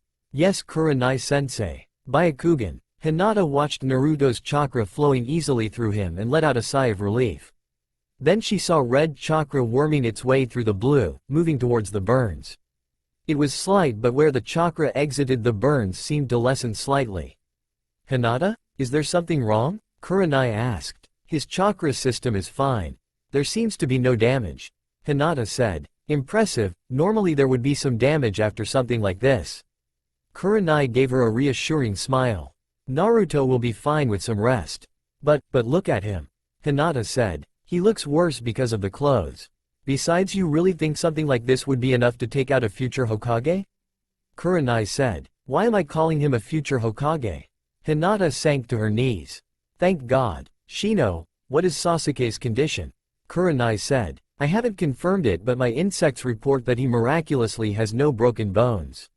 Severe bruising on several ribs though and after the once-over Hinata gave him he will be in severe pain for a few hours after he regained consciousness. Shino said. Good, Kurenai said gently lifting Naruto. Careful to give Shino's bugs time to move out of the way. Shino, please bring Sasuke, and don't worry if he gets a few more bruises along the way. Yes Kurenai, Shino said. It would appear she has a sadistic streak where those who harm her charges are concerned. Naruto lay comfortably on a pile of pillows. His head, chest and arms were wrapped in fresh bandages. Only his eyes, nose and mouth remained uncovered. Kurenai packed away the rest of the medical supplies. She had sparred Hinata seeing him half naked and badly burned by sending her to inform Kiba and Sakura what had happened. Shino was waiting outside. He had handed Sasuke off to Kakashi as soon as they had arrived. She went into the living room to speak with Kakashi. As she passed Shino she motioned for him to go keep an eye on Naruto. Kakashi was sitting at the table. Kurenai took the seat across from him. Naruto will be fine. How is Sasuke? He should make a full recovery. Luckily nothing was broken. Kakashi said. Good, then he'll be able to face the council when we get back. Kurenai said. The council? What are you talking about? Kakashi said. He attacked 2 of my students. I will do everything in my power to see him sent back to the academy. We'll see how his Uchiha pride handles that. Kurenai said. That's insane. Neither of your students were hurt. Kakashi said. But Naruto was. Far worse than Sasuke. But you haven't shown any concern for him. Kurenai said. This is a matter within my team and I will deal with it myself. Kakashi said. Kurenai leaned in close. Kakashi, I know what we all thought about Naruto, but we were wrong. The shinobi lying in that bed is no more a demon than I am. Well, some of your ex-boyfriends have told stories, Kakashi said with a fake smile. Kurenai grabbed his arm and twisted him out of his chair. But before she could finish her attempt to separate it from his body, the front door burst in. Where's Sasuke? Sakura said. Sakura, he's fine but sleeping. You can see him in a few hours.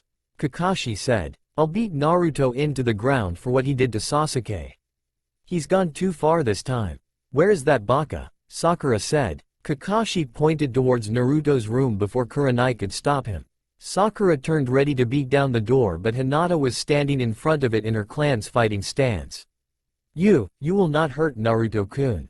Move it, after what he did to my dear Sasuke-kun. Sakura said. He didn't hurt Sasuke, I did. Hinata said. You? Sakura said. He and Naruto-kun were sparring. His skills were better, but Naruto-kun was wearing him down. So instead he attacked me and Shino to force Naruto to take a hit. Hinata said. That can't be right. Naruto was using you too as a shield, right? Sakura said. No, he wasn't near us. It was a coward's move, so I shoved him through a tree. Hinata said. You what? Take that back, Sasuke is an amazing ninja. Sakura said, pulling back to punch Hinata. A white blur slammed into Sakura's leg and knocked her off balance. Akamaru bounced off her and landed next to Hinata. Kiba stood panting at the door. Man, when did you girls get so fast? Kiba said. The door to Naruto's room opened and Shino stepped out. All of you are being far too noisy. Why the hell should we be quiet? Sakura said. Shino stepped to the side of the door, letting them see in. Sakura gasped at seeing Naruto covered in bandages. What happened? I believe Hinata has already told you. Sasuke attacked us. Naruto intercepted the attack at a great personal cost. Severe burns to his chest and arms. Mild burns to his face. He was lucky he was not blinded. Shino said. Sakura took a step back. This is a joke, right? You guys just wrapped him up to mess with me. We did not, Shino said. Though I am impressed the lengths you will go to see things in such a way as not to damage your inflated idea of Sasuke. What are you talking about? Sakura said. Nothing. Shino went back into the room and closed the door. Kurenai looked between Hinata, Sakura and Kiba. Where is Tazuna? Kiba jerked a thumb over his shoulder. Old guy insisted we come back to check on Naruto, after Sakura went off screaming.